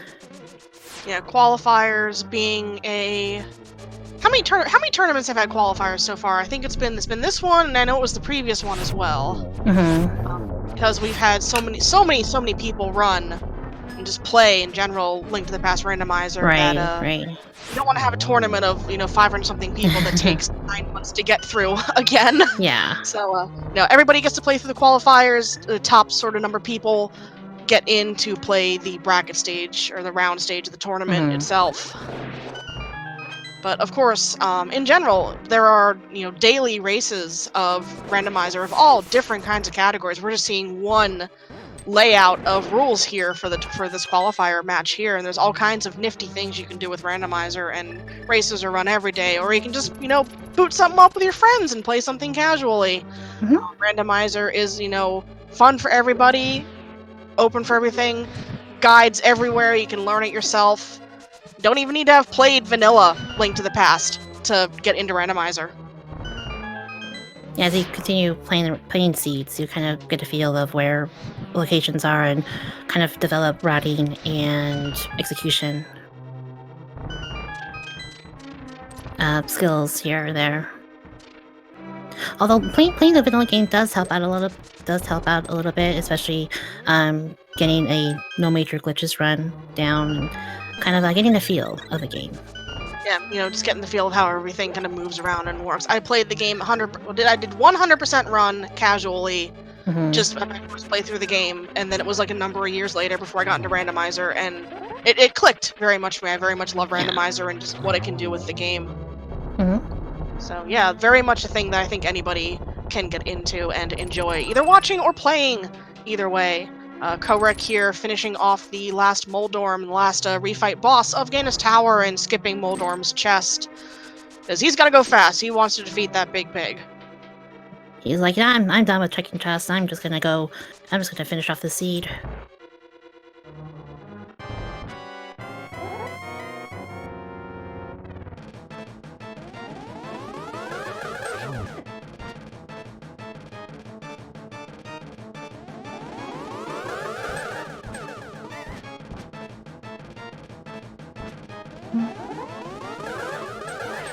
Got some weird patterns from in the Agatu fight here for Korek.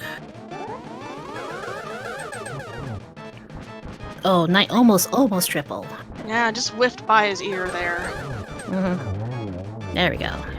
Yeah, nice double to end it off there, and a few more slashes to the head just to make sure he's done before Ganon's soul flies out. Make sure he's extra dead.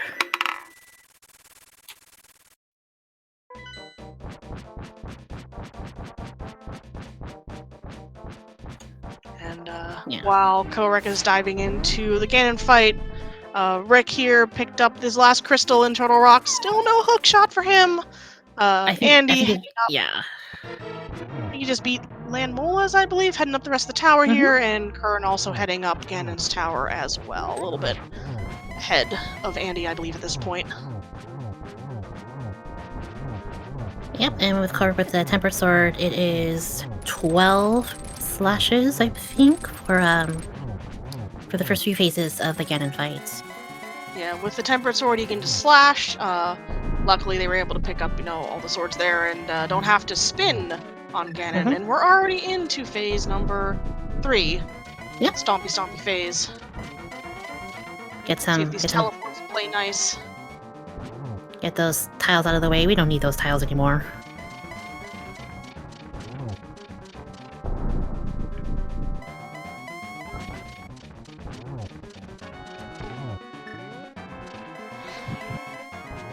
Right, and Korek getting off that torch glitch. Yeah, torch glitch being, when the torches start going out, before the right side goes out, you just hit the left side and the right side will never go out. And very easy Ganon fight there, just 4 silver arrows to the face. Yep. and Korek lifts the sword. Just has to cross the threshold, and will be the first streamer on stream to finish this very medium level, I'd say, normal Yeah. rando seed. Very typical rando seed. And put your DJ in the chat for Korek, who is finished, looks like in 6th place with the on-stream time of 1 hour 38 minutes and 7 seconds. And we're gonna wait until we have Andy and Kern doing their Agatu fight and Ganon fight as well. So we'll wait for a little bit to see if any of our speedrunners want to come in for a post-race chat. But GG's to Korek.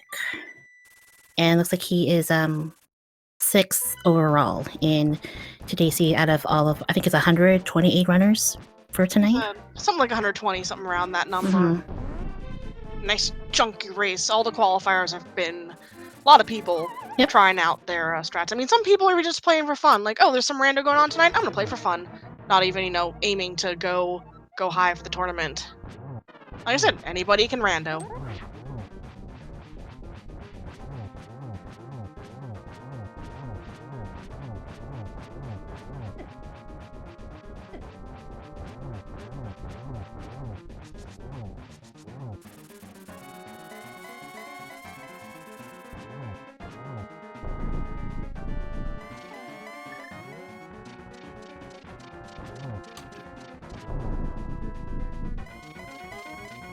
Yep, and Kern and Andy both in their Ganon fights.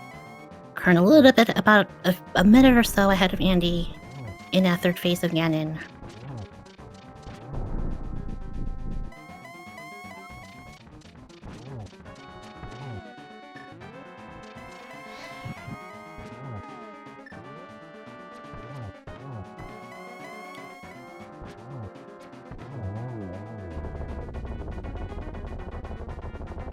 Alright, and that is C done for Kern.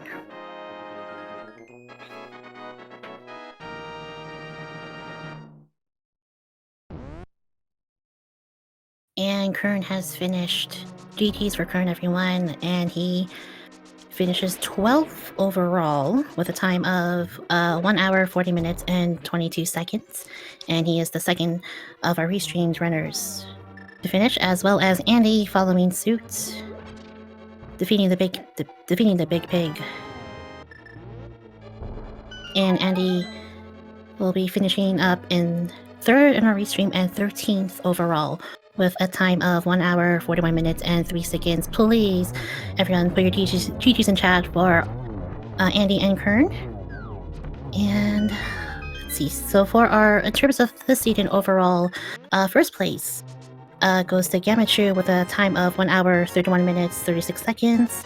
Plasma Kappa plays 2nd, and an hour 33. And Doomtap in 3rd place with a time of 1 hour 36 minutes and 49 seconds. And wow, everyone just finishing off just a few seconds after each other. We have Ninban in 4th, Bwayne and Korek. And then we have, after Korek, we have Zelda Desan, Actapoker, Zapatender, F. Coughlin, T-Stew, Kern, and Andy, wrapping up the top 13. So GG's to everyone. We're going to see if we can bring our runners in.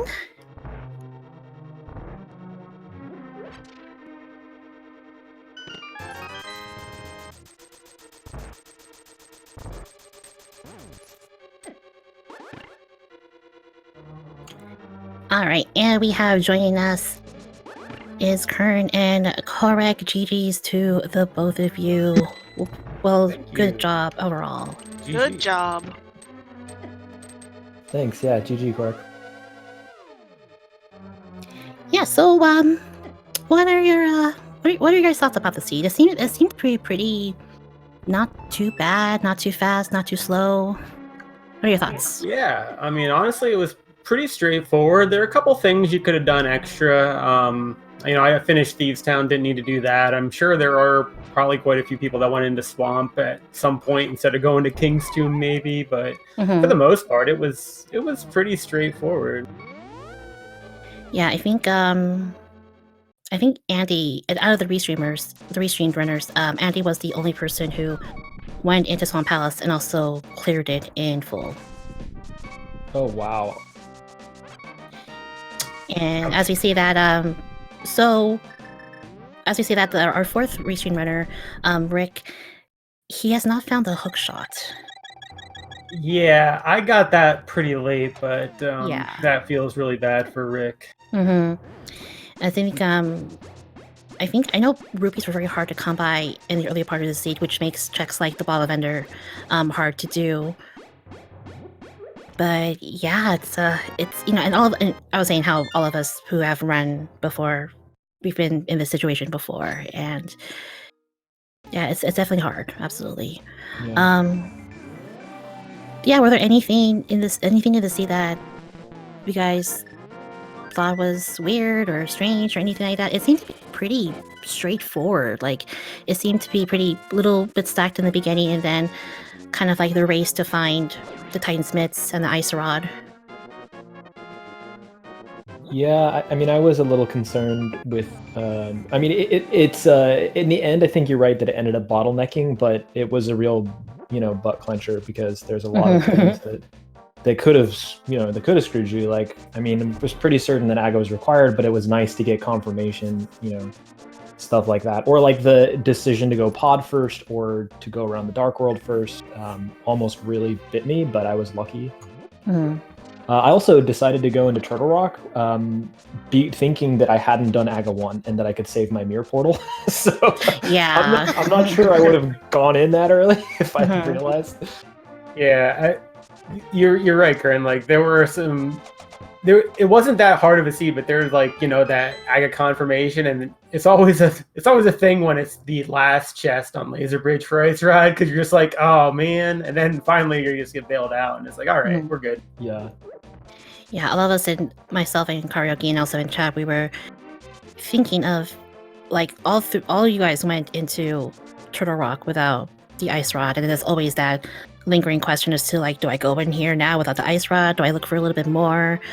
From you guys, like, what made you guys decide just to bite the bullet and just do that dive?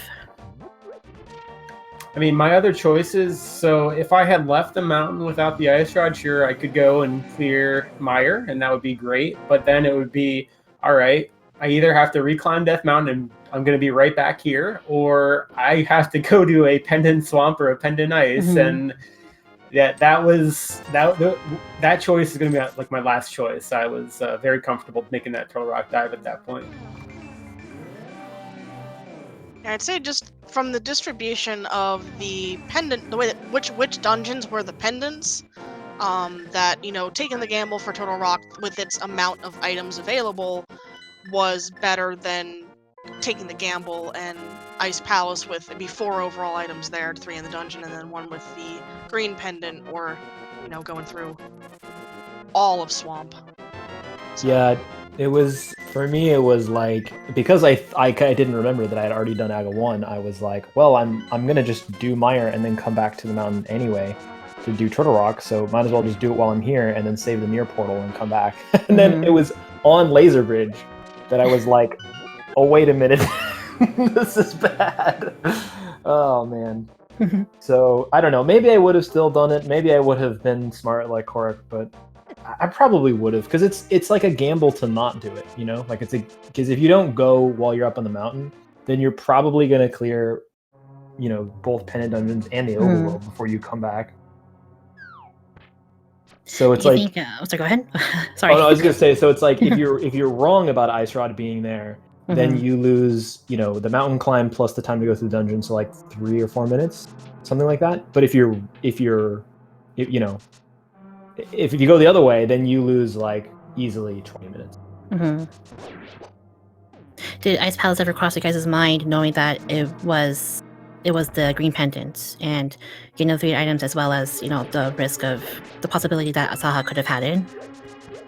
I mean, for me, like, it's always there, right? And if it's there, somebody could have made that play. But with the way the seed played out, like, I was always going to do Swamp first, just because there were definitely, I knew that there would be people that would go to Swamp before Mitts, and if Ice Rod was there, then they just suddenly get right back in the game, and I wanted to try to mitigate that, but Oh. it didn't come to that. But that's what Yeah. I was thinking.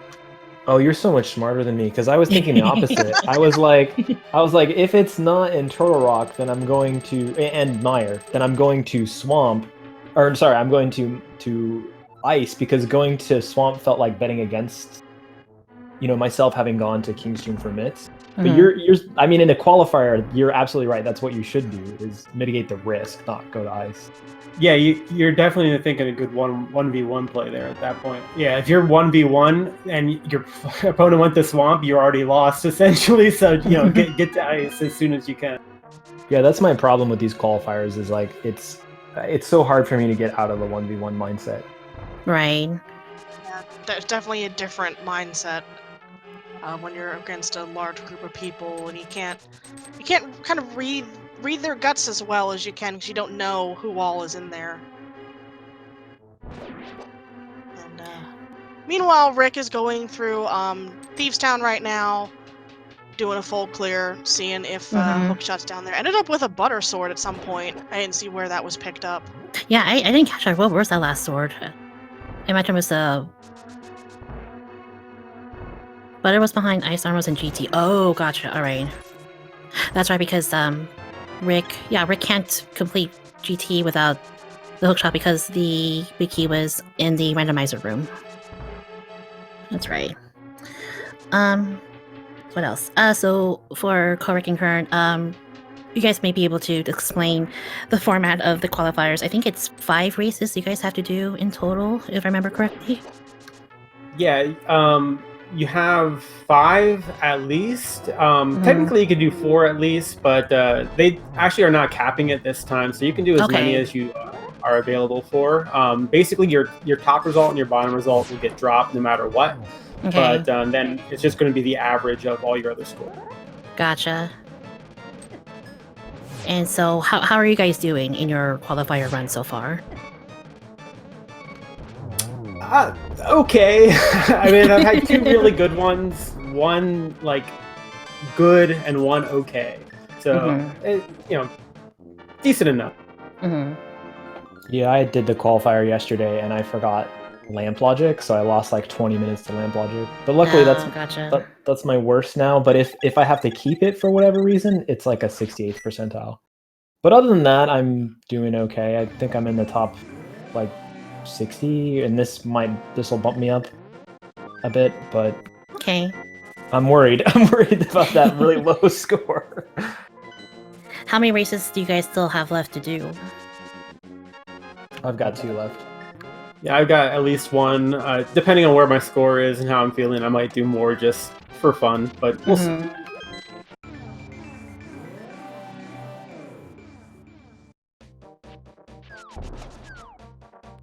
But yeah, I just want to thank you guys for having this restream and the commentary and tracking and all that. But I'm going to step out, and GG's again, Kern. Yeah, GG's. Okay. Thank you, Korik, for coming in. Yeah, thanks. I'll appreciate the commentary. I'm excited to watch this one back. Yeah, absolutely. Yeah, absolutely. It was a good race. Thanks.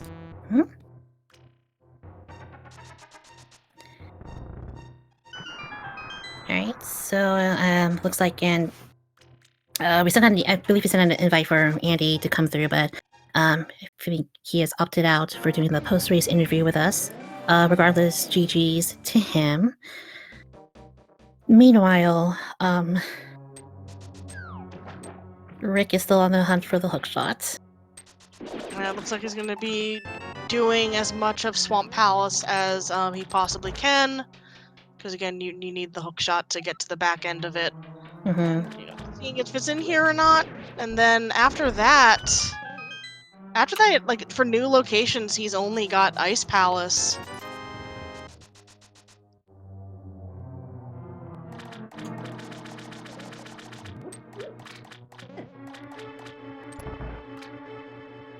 Yeah, and again, it's one of those locations that you just it's hard to come back to, and one of those spots where you think you've done it and you end up not checking there.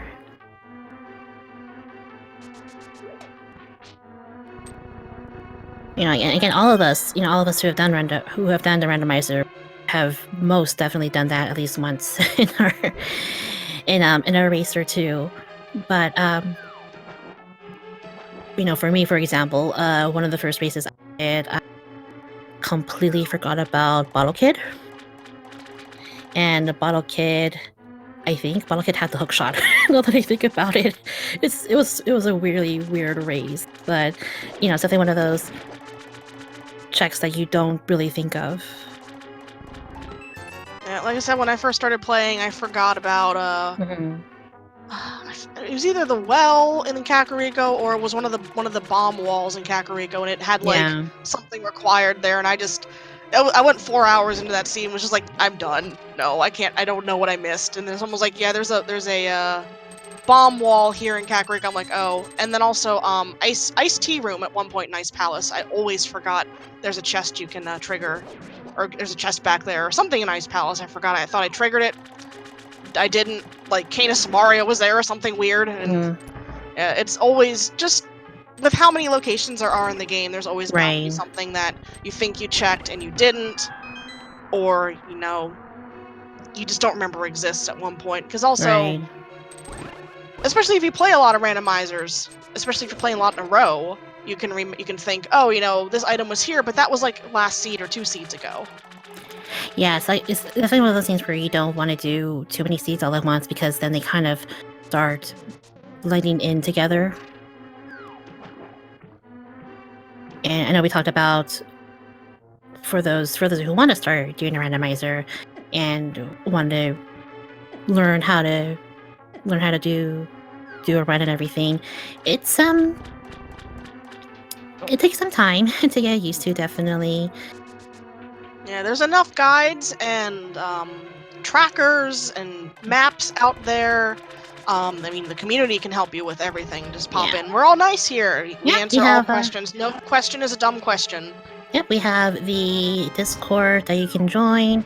Ask the people who are there about any or all questions that you may have about Randomizer, especially when it comes to, hey, how do I do the spooky action glitch in Meyer, or oh, how do I do Herapod in Tower of Hera? They are more than happy to help you guys out. Yeah, and even less complicated questions such as, what is required to get into Dark World, or I have these items here, and my map tracker is saying I can access this area. I don't know how. Just very helpful, very great community to be a part of. I've been here pretty much since the start of when Randomizer really kicked off in the public eye, and it's been a great time ever since. And let's see where Rick is fluting to. I think he's going to Ice. Yeah. Now, Ice Palace is interesting because if he doesn't have the small key for the middle part of Ice Palace, it is hookshot locked by logic. So, about that. But yeah, and also if you're doing a randomizer, you do it for fun, or if you are a little bit more on the competitive side, you can join tournaments like these, which is definitely not easy. I can see that from experience that my first venture into randomizer was doing the spring tournament last year with little to no experience in the randomizer. I don't recommend doing that at all unless you're, crazy like me. But in any case, yeah, it's gonna take some time to learn and get everything down. And yeah, exactly. Yeah, it's even with the tournament, it doesn't hurt, and you do gain a lot of experience, and you may even gain a nice little community and a nice make some friends out of it.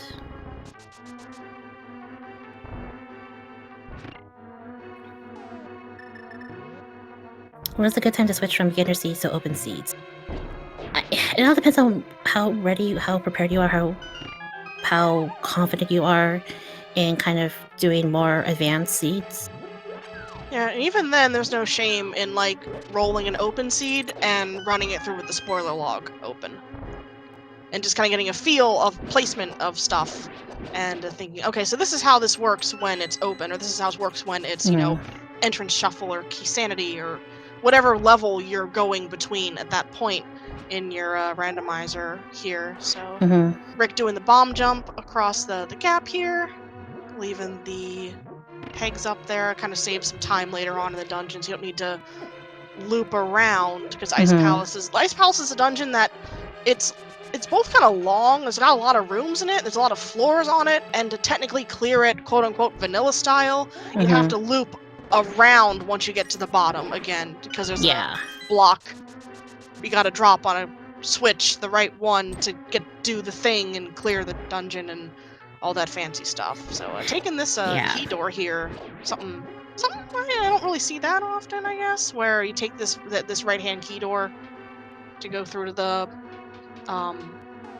this tonguey pole area. As someone who has played La Bolana Rando, it's extremely open routing, especially with glitch logic. How different is Link to the Past? Link to the Past does follow, you're using, I don't know, I don't think I can answer that question since I'm not too familiar with La Bolana, so I don't really have a point of reference for that. I can say for Link to the Past Randomizer, it does, I guess it really just depends on how much you play the game. And I know for most runners, I use a tracker with a map. So as you find items and you check them off your tracker, you can see what spots open up and what's available to you and work off of that. Yeah, I'd say, just from my experience of watching, I've seen some La Bolana Rando, not too much. I'd say Link to the Past, and also mention in chat that there's a lot of multiple ways to get to places in Link to the Past. So, to get, for example, just an easy one, to get to Death Mountain, you need either the flute or a pair of gloves.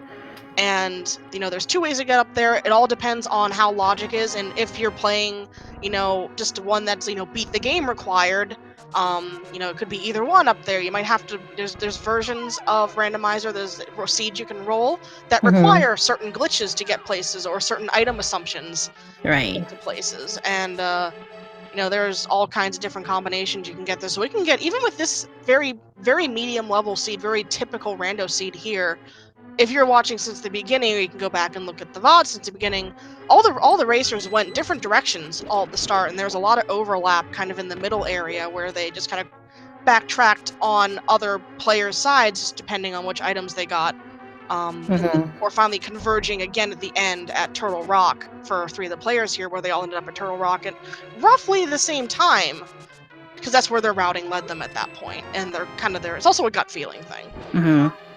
They all, Korek and Kern both said that they had a gut feeling that it's better to dive Turtle Rock to find that ice rod than to, quote unquote, gamble a dungeon otherwise that has less treasure and take some time to journey down there to find that item. Yeah, and runners, we all have our own play style, as it were. So I know for me personally, I tend to do a lot of the try to do one-off checks, but kind of group them all together, and which can work out sometimes and not and whatnot. But usually the way that you would do it is that you would focus on crystal dungeons first and then get those out of the way, and then do some checks as you're able to while you're on your way to your next crystal dungeon, and then if need be start dipping pendants.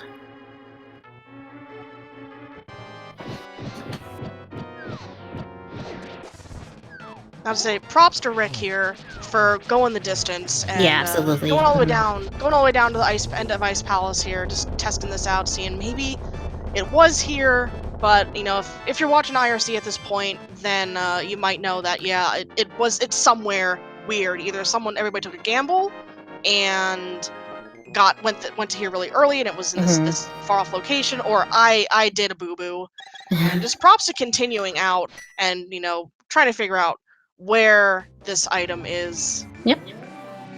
And sometimes you just gotta do that, even when you're playing casually or in a race and you can't find that one last item. Sometimes sticking it out and kind of learning at that point of where in the world is this last item? And you go, Mhm. okay, from now on, I will not forget Mimic Cave. I will not forget Graveyard Ledge. I will not forget Iced Tea Room. Those sorts of Yeah. things. Although I will say that Rick did give us a really cool-looking Coldster fight with the Butter Sword. So Yeah, very that's- very good Coldster fight there. Mhm. But he does get the green pendant out of Ice Palace, and we'll see what our good friend Shamalama Ding Dong had on him this entire time. And just a big 20. Yeah, it kind of matches what he had in his closet as well. Just not good. Not a just whole had lot. basic Nah. items.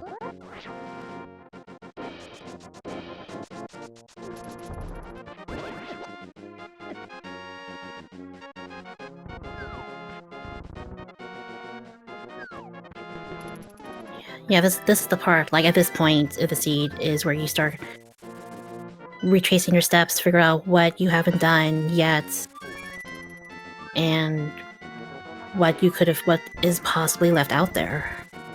But again, definitely lots of respect for Rick for sticking with this. I feel like most runners in this situation would have thrown in the tower, but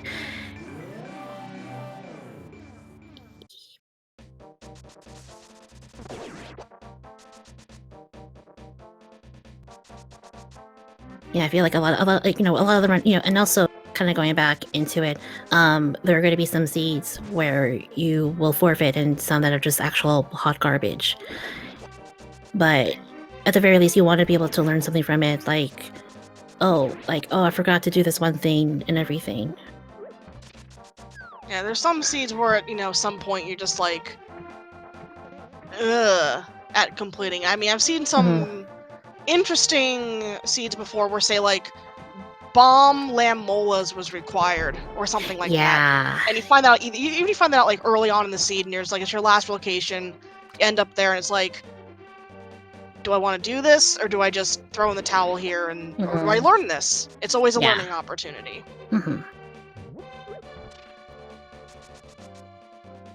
I think Rick's heading over to Catfish now. Hadn't checked that before.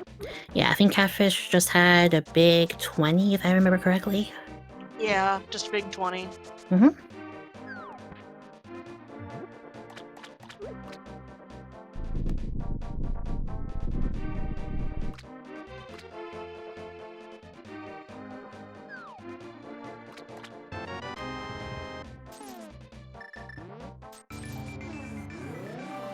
Yeah, so also going back to the rando, there's also, if you, with the new version 31, there are different settings that you can make for seeds, so you don't have to do all 7 crystals and to get access to Ganon's Tower and to defeat him. They have it so that you can adjust the crystals that are required, you can adjust the difficulty for the seeds and what kind of swords you'll end up getting. And Rick is now playing, where do I go? What do I do? And here the backtracking starts just from the beginning here. Mm-hmm. Where did I not check early on in the game? It's like, what did I not do?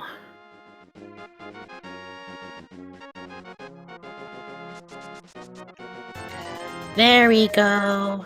There we go. The stare. And just little sprite just staring at him, just staring at the bottle vendor, thinking, "Really? You've had this all this time. You had it this whole time, and you never told me.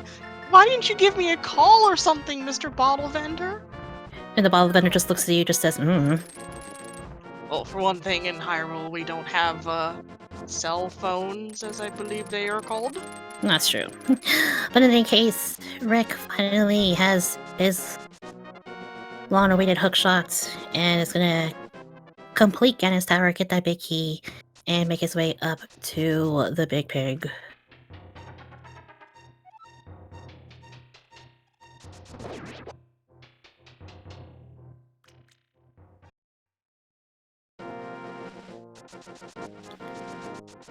But yeah, again, like, I feel like most runners in Rick's situation would have forfeited long ago, and I definitely have seen that in past races. So nothing but all the respect for Rick for sticking with it for this long.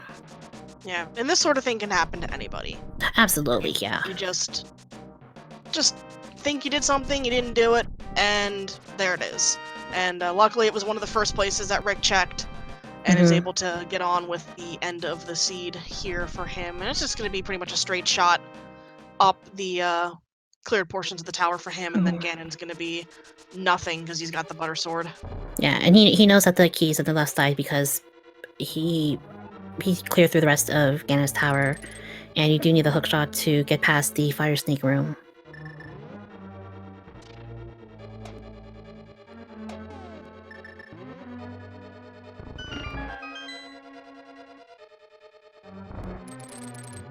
Yeah, and I'd say even with that miss at this pace, he's still gonna beat my best time in Rando.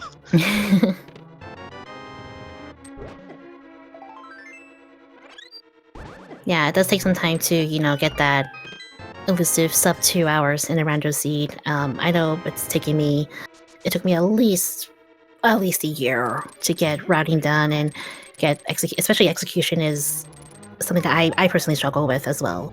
And some people are better at it than others, and they have, different skill sets and everything. Yeah, Rando tickles your brain a lot of different skill sets. Just base game movement is a really big thing to study up on after you started learning all the locations and everything. Just boss patterns, getting cold stare into the corner, or hitting Mothula the right way so he doesn't hit into the spikes. Learning the blind pattern as well, so you can beat him before he flies down to the bottom. Those sort of NMG things, which is why I know some runners do recommend that you do a no major glitches Link to the Past vanilla run or two before diving into Rando, just to learn technique of the game. Because you can kind of puzzle your way through with the Rando. That's one completely other skill than game technique. And Rick just having fun and opening the rest of the chests here. Sure, why not? Yeah. I think, I'm here. While we're here, why not? I will say that this is a very healthy seed as well. Everyone, let's see. Somewhere up 16 hearts in total, and also with red mail. So you're pretty much set for the seed in terms of offense and defense.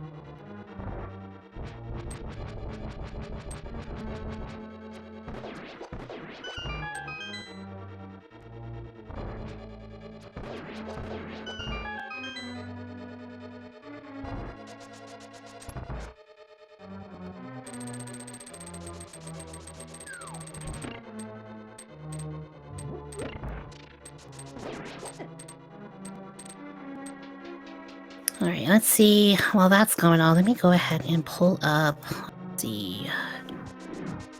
I think this is only race 6 for the qualifiers. I think there's 15 or 16 in total. There's still a lot to go around. There's still a lot of times you can, possibly sign up for and get, better races under your belt, or worse races, and that happens sometimes.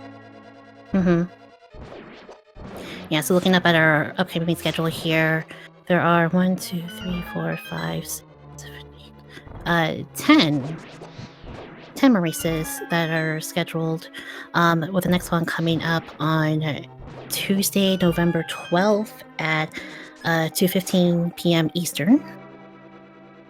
And a few more for this coming week as well.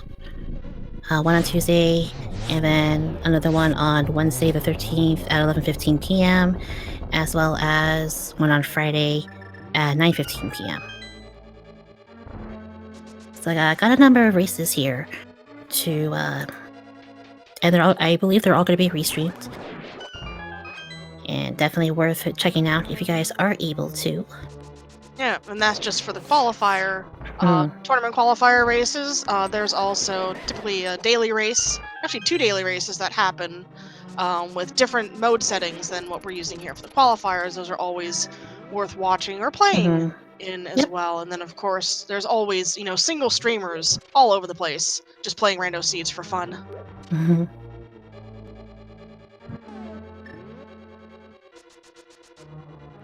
And Rick had a very good Landmola 2 fight there and heading up stairs here. Yeah, I think with Be careful. with Okay. Sometimes if you mistime that and you get knocked back and then you're timed off and then the timer runs out on the torches and you go up the stairs at the same time, you despawn stuff in the tower, and that's not good. yeah, and you have to do the tower all over again.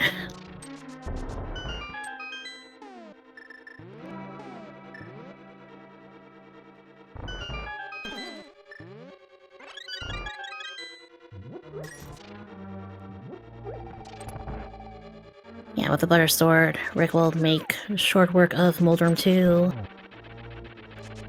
1 splurt, 2 splurt. Mm-hmm. Hook shot across the gap there. On his way to Aga 2.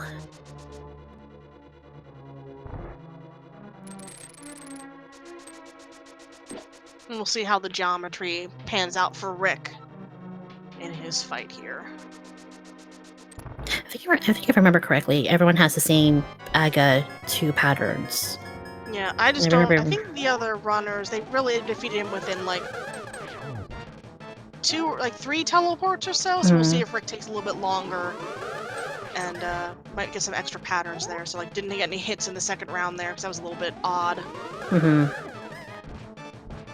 Yeah, Especially doing with, the whole yeah. doing the whole geometry here is never a fun time.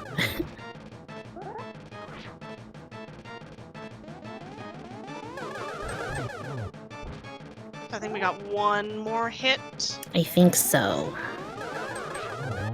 Yep, There we go.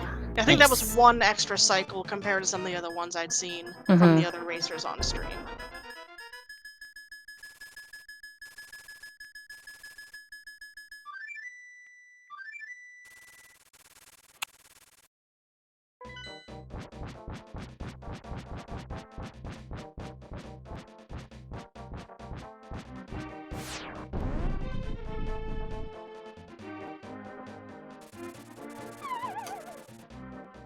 Right, and Rick falls down into the hole and meets the big pig.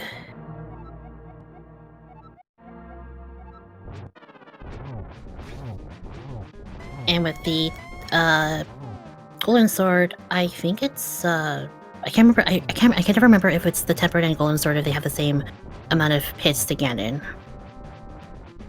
I always forget.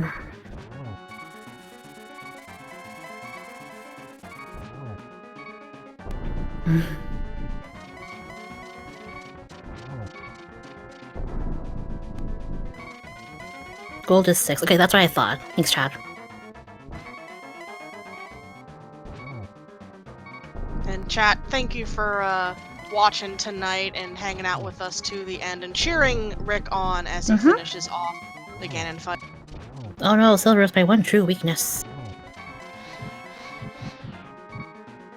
Doesn't get torch clipped, but that's okay. I mean, he's got It's half fine. magic and Yeah. I mean, he's got maybe a little bit careful. He's got 3 hearts.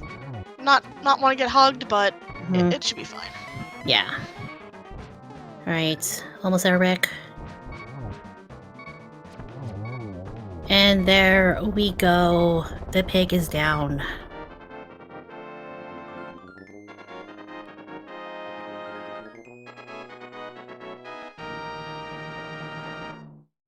So big GGs to Rick. Yep. And Rick has finished in 98th place with a time of 2 hours, 16 minutes, and 57 seconds. Everyone, please give your GGs in chat for Rick for finishing up the seed and hanging in there.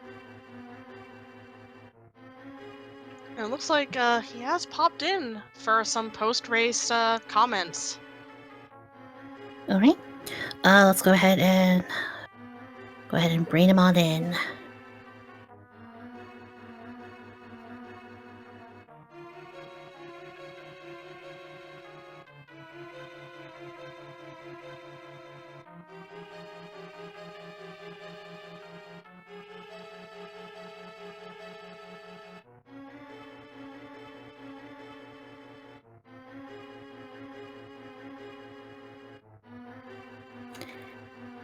All right, and joining us is Rick. GG's to you, and GG. I have nothing but respect for you for sticking it out for the seed. How are you? First off, how are you feeling, dude? I just got asked that first and foremost. Does anyone have 100 rupees I can borrow? I'll give next time I see you. I'll hand you some to hide in your back pocket for next time. Yeah, just keep it for emergencies.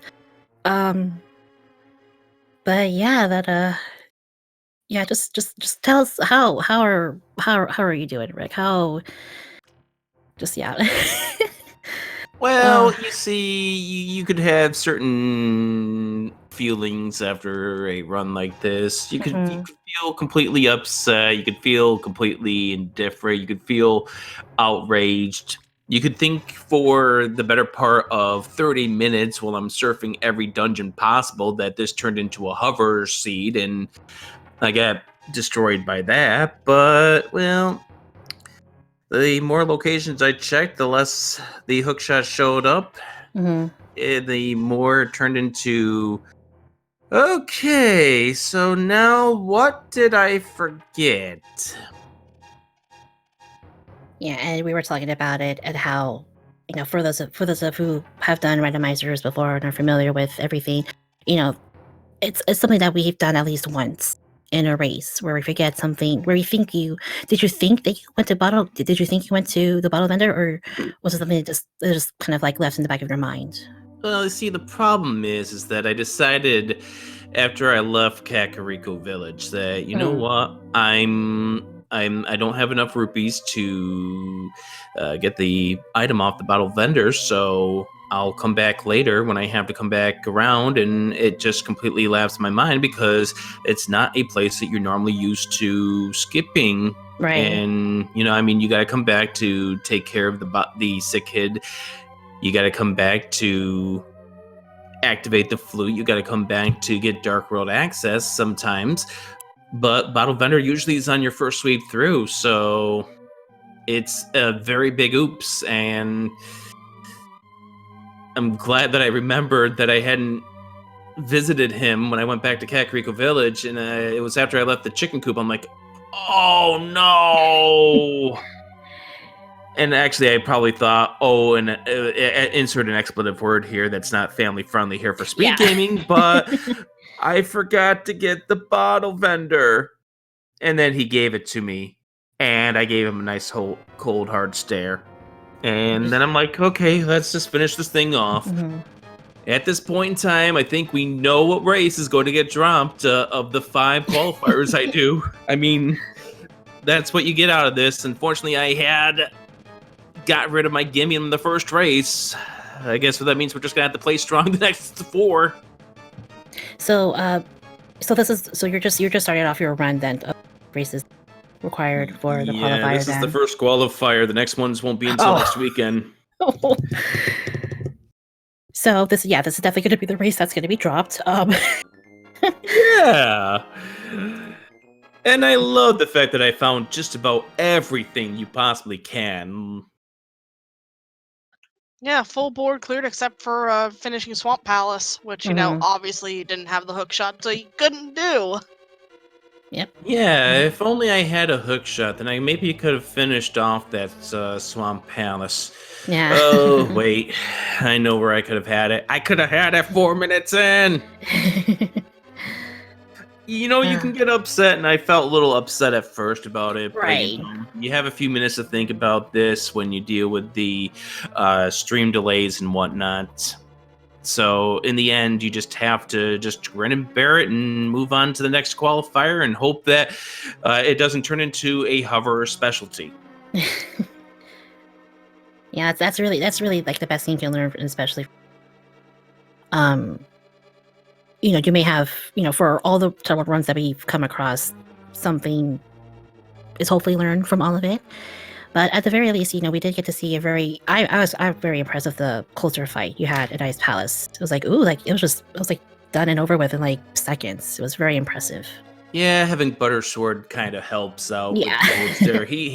he melts to that butter, so it happens.